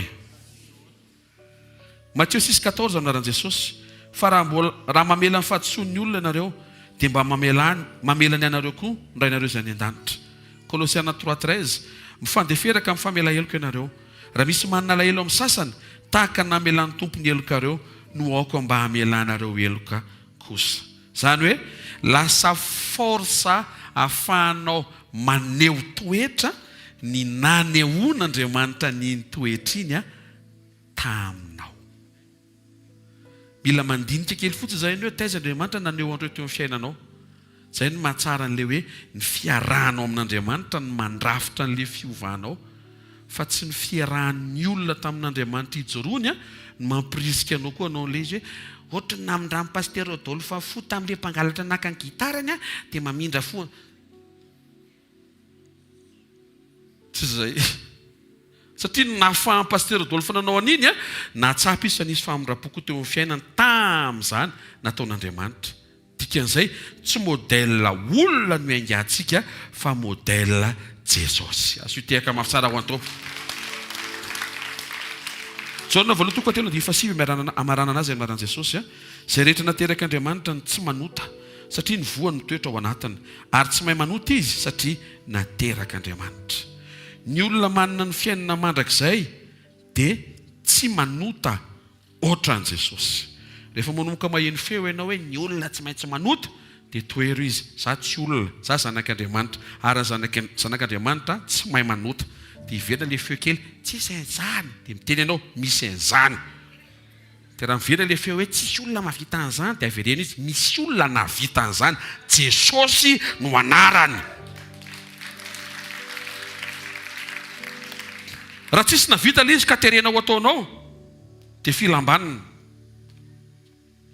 Enao aza manota, dia ireo zany mba manontany hoe fa le izy aloha azo atao e aza be fantaniana fa atao fotsiny aloha dia na ianao range tsy motive amin'izy hoe le izy koa ohatra ny zavatra tsy vita koa renena se anzalahy atao e fa misy valy ra ianao manontany hoe fa nisy navita ve zany hoe tsy manoto zany dia ho présenteny ray aminao hoe ie nidina teny ambony tany ny zanako nanetry tena niaritra izy ny tafy nofo amandra fa nasehony hatramin'ny voalohany ka hatramin'ny farany fa hafa mihitsy zany olona misy Andriamanitra sy feno Andriamanitra zany zay le antony nidinan Jesosy nefa marina sy tanteraka eo amintsika satria androany ianao sady manana n'Andriamanitra misy Andriamanitra afaka ho tonga feno Andriamanitra dikan'izay zay hita teo amin'ny fiainan'i Jesosy dia possible ho hita eo amin'ny fiainanao raha tsaroanao fisian'izay modèle zay hoe Jesosy aza tamin'izany koa tao anatina vatana mitovy amin'ity vatana misy anaty fa izy fotsiny niaraka tamin'Andriamanitra sady Andriamanitra dia niova ny réactiony tsy mora manota ohatry ny olona izy fa tsy mahay manota ohatry ny zanak'Andriamanitra zany hoe sady raisinao référence ny zavatra nataony taminao ny raisinao référence ny zavatra nataony fotsiny tamin'izany mba ahafahanao mijoro sy mamerina an'izay nomen'Andriamanitra anao ho amin'ny manodidina anao rehefa manomboka hiseho amin'izay Jesosy avy amin'izay toetra iainanao dia manomboka hiparitaka ny filazantsara mihoatra noho ny fitorinan'izany amin'ny teny satria ahazaka amin'ny manodidina mihoatra noho ny parole ny toetranao miova avy ireny hoe mila mahafantatra an'Andriamanitra hoe avy ireny mila manahaka an'Andriamanitra hoe avy ireny mila mitovy amin'Andriamanitra hoe amin'ny toetra hoe arak'izay aseho any amiko hoe sy izay hitako nataony hoe amen. Tadidinareo ny antony mahatonga antsika mila mahafantatra azy sy mila manahaka azy satria raha ety amin'izao tontolo izao tsika dia maninona tahaka azy fa raha vao tsy tahaka azy tsika dia ho resin'izao tontolo izao ary indrindra raha iseho izy dia tahaka azy isika tsy maintsy manahaka an' Jesosy ianao taontsika hitsanganao confession avy ireno tsy maintsy manahaka an' Jesosy tsy maintsy be fitiavana tsy mora tezitra malefaka feno fanetretena tia manompo tsy tia voninahitra tia midina tia misaina ny hafa tia mizara tia manao ny asan'Andriamanitra tia mandefitra be famindra-po mora mamela heloka tsy mitazona lolo-po madio am-po madio fietreretana amin'ny fotoana rehetra amin'ny anaran'i Jesosy amen. Taontsika hiteka mahatsara ho an'ny tompo mahazo toerana vetivety vitany raharah rehefa avy eo sy ny fanolorana ny mpivady vao izay natao fanamasinana atao amintsika dia vavaka ho anao dia apetraka an-tsodrany dia afaka mandehantsika feo. Alléluia. Trano tena vizana vizana avy any mazaka daholo ta i Jesosy ya misaotra an'Andriamanitra tsika ny amin'ny afatra ny teny nomen'ny tompo androany. Aleluia. Rapitso miverena indray teneniny eo akaikinao hoe miverena indray rapitso hoe dia aza manam-panahina rehefa ho avy eto rapitso rapitso efa maheno vaovao ihany nareo mandehandeha any hoe isy korotakorotany eto Analakely fa miezaka tonga alohantsika rapitso amin'ny fito mihitsy tsika dia manomboka rapitso dia amin'ny sivy mirava zay dia akoatran'izay teneniko anareo ihany fa fandaminana niaraka amin'ny tompona andraikitra eto amin'ity toerana ity rehefa tonga ny amin'ny valo dia mikatona amin'ny varavarana tsy ambany so dia tary ianao tsy maintsy akatona le varavarana satria so dia misy korotakorotana ny ivelany ihany fa zay mahatonga hiteny tongava aloha dia amin'ny fito tsika manomboka rehefa tonga ny amin'ny valo dia midiny ny varavarana dia raha tary ianao dia mandodona ihany fa mety misy miandro eo ambany dia amin'ny valo amin'ny fito fotoana tsika rapitsa miaraka amin'ny tompo amin'ny firaisana latabatra amin'i Jesosy eto amin'ity toerana ity. Programantsika amin'ny semaine manaraka iny dia ny sekoly latsinainy sy ny talata ny alarobia etsy amin'ny super U ihany anasanantsika izany fotoana izany dia tongava somatsara indray tsika miaraka manovy miaraka amin'i Jesosy indray manovy hery vaovao a dia manovy indray tsika mbola afahantsika indray mandeha miaraka amin'Andriamanitra isan'andro. Latsinainy a sekoly a tahaka ny mahazatra antsika ihany ny famahana olana, ny atalata ny sekoly ny fanasitrana ary ny alarobia ny sekolin'ny tokantrano a sy ny fitahipana fanambiana toetra. Dia tongava somatsara andao mbola anokana fotoana indray mbola hitady an'Andriamanitra tsika eo amin'ny fiainantsika. Somatsika miverina eto amin'ity toerana ity tahaka ny fotoana mahazatra antsika ihany amin'ny efatra ny fotoana. Tahiny Jesosy tsika rehetra. Haleloia. Dao hitsangana re. Injiro ny tananao dia dao hivavaka ao amin'ny fanatitra-tsika. Makasitraka ny amin'ny fitiavanao Andriamanitra, ome voninahitra ianao ny amin'ny fahafahanay mijoro manome voninahitra anao amin'ny alalan'ny fanatitra amin'ity androany ity. Misaotra fa ianao ny ianao nanambona ny tsirairay ary miverina izay manome voninahitra anao amin'ny fanatitra androany. Ndreto izay manome voninahitra anao satria tsy ohatra izao zahay raha tsy noho ny fahasoavanao. Ary ninona izay rehetra mety fahatsarana hitana teo amin'ny fiainanay dia ianao daholo ny tao ambadika ireny rehetra ireny. Misaotra makasitraka ny amin'ny fahasoavanao Andriamanitra. Raha iso fanatitra izao fa vokatra ny fonay rehetra atolotray mba ho fanomezam-boninahitra anao. Ary mba hakasitrao miaraka amin'izany koa ny fanoloran-tenanay, hanompo anao, hanaradianao amin'ny fiainanay manontolo. Ary hanoka tena mba tena ho isan'ny olona manahaka anao, manahaka ny toetra anao amin'ny fiainanay manontolo. Misaotra ray tsara indrindra dia raina somem-boninahitra ianao ho anao voninahitra mandrakizay aminaran'i Jesosy. Amen. Mazao toerana ary.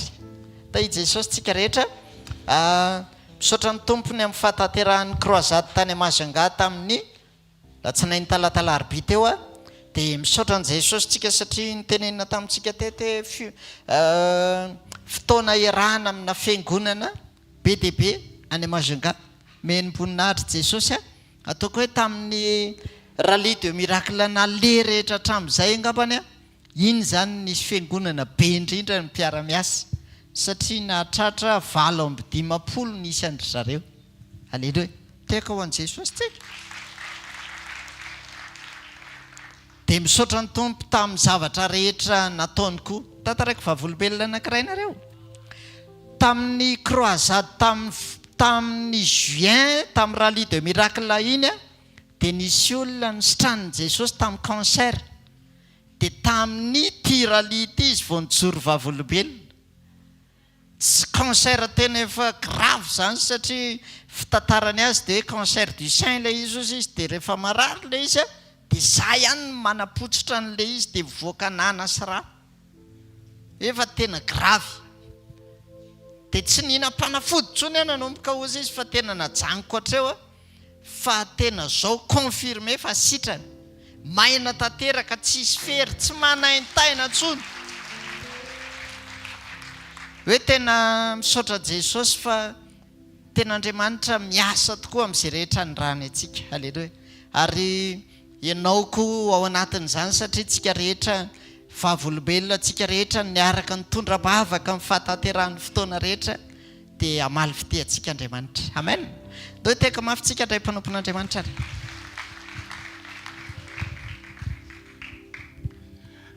Tiaka mafitsika voninahitran'Andriamanitra ary manasany izy roa kely efa anankiray moa izy zany zao satria natambatra ny tompo i monsieur Herian sy madame Marie-Ange azafady tompoko. Tiaka mafibetsika ao an'i Jesosy. Nataoko hoe monsieur sy madame satria mba efa Ramsey sy madame fa tsy mbola hoe mpitovy kely na mademoiselle fa reny izy reny tiaka mafibetsika ao an'i Jesosy.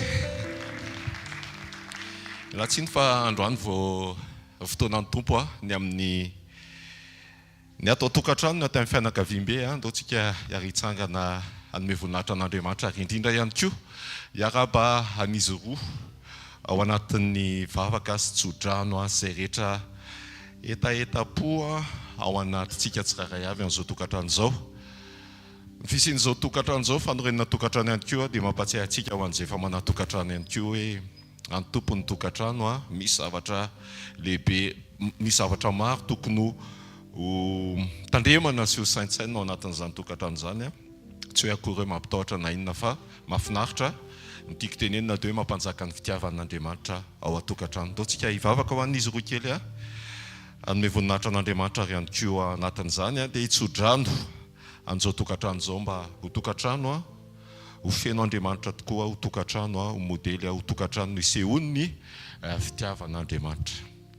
Atsora tiany tananao ary raha eo amin'ny anaran'i Jesosy makasitraka feno zay ny amin'ny fahatanterahany programanao amin'izy roa kely, tsy ho hitambatra ho iray ao aminao tokoa izy ireo ary mitsodrano zay mivavaka izay ho an'izany tokantrano zany. Tokantrano feno Andriamanitra voalohany indrindra, ary raha feno Andriamanitra dia feno fitiavana, ary raha feno fitiavana dia feno fiadananao satria Andriamanitra andriny fiadanana ianao. Ninninona tompo izay fikasana, ninninona izay fitahiana, ninninona izay voafaritra sy planina tsara ho an'izao tokantrano zao dia ho tanteraka izany amin'ny anaran'i Jesosy Kristy velona sy masina ary manan-kera avy any Nazareta. Ho arovanao zany tokantrano zany, ho feno ny fitahianao zany tokantrano zany, ho feno ny fanotronanao feno zany tokantrano zany, ary hiavaka tokoa iseho fa misy ny afo ny fitiavan'Andriamanitra ao amin'izany tokantrano zany amin'ny anara maheran'i Jesosy Kristy velona sy masina ary manan-kera avy any Nazareta, amin'ny anarany Ray sy ny Zanaka ary ny fanahy masina. Amen.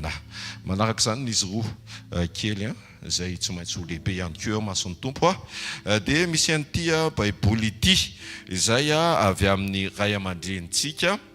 Izao ny ao anatiny ity boky ity dia atolotray ho anareo roa fanomezana tsy mety loha na simba mandrakizay ity ilay Andriamanitra ao amin'ny soratra iaino vakio saintsaino isan'andro ao amin'izao natoko voalohany andiny voalohany ka hatramin'ny fahaefatra pasteur Rodolphe Dafiny Arivo no nanasony azy. Teaka mafipetsika ho an'i Jesosy atolotra mpitiavana anareo roa kely zany. Tain'Andriamanitra tompoko. Eny ary raisiny tena. Teaka mafipetsika dia andray mpanompon'Andriamanitra. Alléluia.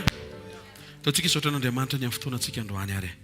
Ao fontananao dia asio fankasitrahana sorana avy ao anaty fonao. Mevonahitra ny tompo satria androany Jesosy ohatran'ny insista hoe tokony mahafantatra azy tsika ary tokony manahaka azy tsika mba ho voakasika ampitazana sy ny manodidina. Raha tsara indrindra aminaran'i Jesosy isaorana ianao ny famanginao amin'ny fivoriana amin'ny alalan'ny teny. Indraindray tokoa ohatran'ny secret momba ny fiainana no mahamaika anay satria te hiadana, te ho sitrana, te ho ambinina, te ho ampiasaina, fa indraindray ny tena mahafantatra anao tsy ao anatin'ny vaindondra raha ny etahitanay. Androany izay mivereto anatrehanao amin'ity takarivo ity mifona fa indraindray ny zavatra hainao atao no mampiazakazaka anay fa tsy ianao. Mangatak'izay ray aminaran'i Jesosy ampio izay tsangano vaovao indray amin'izay dingana iarahany aminao amin'ny fanarahanay lalana anao mba ho tafara-dalana aminao zay satria efa mifanaiky aminao. Mangataka hatrany izay ny zotom-po any anaty sy ny fahavitriana hitombo fahalalana sy hitombo fahafantarana anao amin'ny alalan'ny fiverenana mitaratra sy mijery izay niteneninao Jesosy sy izay naseho anao. Ary ireny dia tsy hoe hojerena fotsiny fa natao ho tonga modèle ho tahafinay, anova ny momba nay manontolo, anova ny fomba fijery, anova ny fisainana, anova ny fiteny, ny fomba fiatrehana ny andavanandrom-piainanay. Indraindray ny tsy fahafantaranay anao no mahatonga anay monimonina, ny tsy fahafantaranay anao no mahatonga anay kivy, ny tsy fahafantaranay anao mahatonga anay lavo na inko mety mangatsika indraindray. Nomenao ny valiny amin'ity takarivo ity fa tsy mahazo mitsahatra, tsy mahazo miemotra, tsy mahazo mangatsika fa mila mandroso ohatrany miha mahafantatra anao bebe kokoa. Raha tsara indrindra aminaran'i Jesosy ohatrany amin'ny famindrapo, sotrany amin'ny fitiavanao, raha tsy noho ny amin'ny fitiavanao tsy tafajoro toy izao zay. Ary sotra fa mbola avaozinao isa-maraina amin'ny famindraponao atonga anay hanina fanantenana ary ny fanantenanay dia ianao. Ankehitriny raha vita ny fivorena dia manana fanantenana zay fa ianao ilay mpikarakara araka ny voalaza fa tsy misy azahoana sitraka aminao raha tsy amin'ny finoana fa zay manantona anao dia tsy maintsy mino fa misy ianao sady mpamaly soa zay masoto mitady ianao. Tsarovy reto zanakao reto izay nanao sakrifisy indray tonga eto ty takarivo ty. Ao reo izay efa teto toerana, ao reo izay avy nanao ny asa, avy niatrika ora misimisy tamin'ny fandehanana fiara fa mbola tonga teto ihany koa ianao atsiaro ny tsiraray avy. Mino izay fa zay antony mety mba ilany ny zanakao anao ty takarivo ty dia afaka andray an'izany valiny zany izy satria sady Andriamanitra ianao no rainay ianao. Tsarovy Jesosy izay mila fanasitrana amin'ny takarivo ty. Manonona hery sy tanjaka eo amin'ny fiainanao amin'ny anaran'i Jesosy. Ny avizanana ody hery sy tanjaka amin'ny anaran'i Jesosy. Ny fanaintaina sy ny fampahoriana dia hivadika ho tonga fahasalamana amin'ny anaran'i Jesosy. Ny fahakiviana ho ampitsombadian'Andriamanitra ho tonga fanantenana manomboka amin'ity alina ity. Satria hisy fototra sy toky sy antoka avy any anatinao any araka ny fahafantaranao tsara an'Andriamanitra ny atonga anao tsy ho kiviana ny zavatra hitan'ny masonao. Ary zany no nononako misy fiadahana eo amin'ny tokantranonao, misy fiadahana eo amin'ny fiainanao. Ny fiainan'Andriamanitra no ao anatinao amin'ny anaran'i Jesosy. Mandehana fa tsofina rano ny fahatsaran'Andriamanitra hitrangy indray ao anatin'izao volana Novambra misokatra no sokafan'Andriamanitra tamin'ny famindram-pony na amelany ianao ho velona amakivaky izany. Mandehana fa zay mbola tsy hitanao ho ampahitan'Andriamanitra anao. Tsy hoe tsy nitranga dia tsy hitranga fa misy fotoana mampety ary tondonina fa atoato ny fijoroan'Andriamanitra avy amin'ny fahitany ny fijoroanao tsara anafangain'Andriamanitra ny fanapa-kevitra amojotra zay tokony ho anao. Tononona amin'ny anaran'i Jesosy mety ny fianarana ho an'izay mianatra, mety ny miasa mandrarà ho an'izay miasa, mahita asa tsara tandrify sy tsy manana asa amin'ny anaran'i Jesosy. Miroso amin'ny fataterany anjara voatendry ny tsiraray avy amin'ny anaran'i Jesosy. Zay rehetra tokony hiroso amin'ny tokantrano dia hiroso amin'izany amin'ny anaran'i Jesosy. Zay rehetra mbola tokana ho anehoan'Andriamanitra ny anjara tsara avy amin'ny anaran'i Jesosy Kristy avy Nazareta. Tononona ny fahaiza-manon'Andriamanitra mameno mibanga, mampijoro zay lavo, manadio zay verina fa maloto ary manamboatra zay verina fa potika. Amin'ity takarivo ty no nambarako amin'ny anaran'i Jesosy Kristy avy Nazareta fa hijoro Andriamanitra. Ho marina aminao zao teny zao amin'ny anaran'i Jesosy manao hoe arindro izao mba nao mandrakareva ambara-batonga ny fahataperana zao tontolo zao amin'ny anaran'i Jesosy Kristy avy Nazareta. Ao foana tanao dia isaora Andriamanitra misaotra ray amin'ny anaran'i Jesosy voataza inony amin'ny fanatrehanao, voataza inony amin'ny teninao. Saotra fa tena tsy avelanao zay raha tsy tanteraka ny fanahafanay anao sady ahitana ny fanotronanao no anotronanao ny mpanota sy ny jentilisa ary ireo olona mety manodidina anay tianao hovonjena. Saotra raha eo amin'ny anara maherin' Jesosy Kristy namasa sy manan-kery avy Nazareta. Tahaka ny namindranao fota aminay no amindranay fo ny manodidina anay. Tahaka ny namelanao ny elokay no amelanay ny eloka ny hafa. Tahaka anao mandefitra ny aminay no andeferanay ny amin'ny hafa. Saotra raha eo amin'ny anara maherin' Jesosy Kristy namasa sy manan-kery avy Nazareta. Amen. Minaran'i Jesosy amen. Zarao ny fahasoavana fa ny fahasoavan'Andriamanitra no maty izao ary ny fahasoavan'Andriamanitra no maty izao anareo. Amen. Tain'i Jesosy daholo. Rapitso ny fotoana ho an'izay afaka.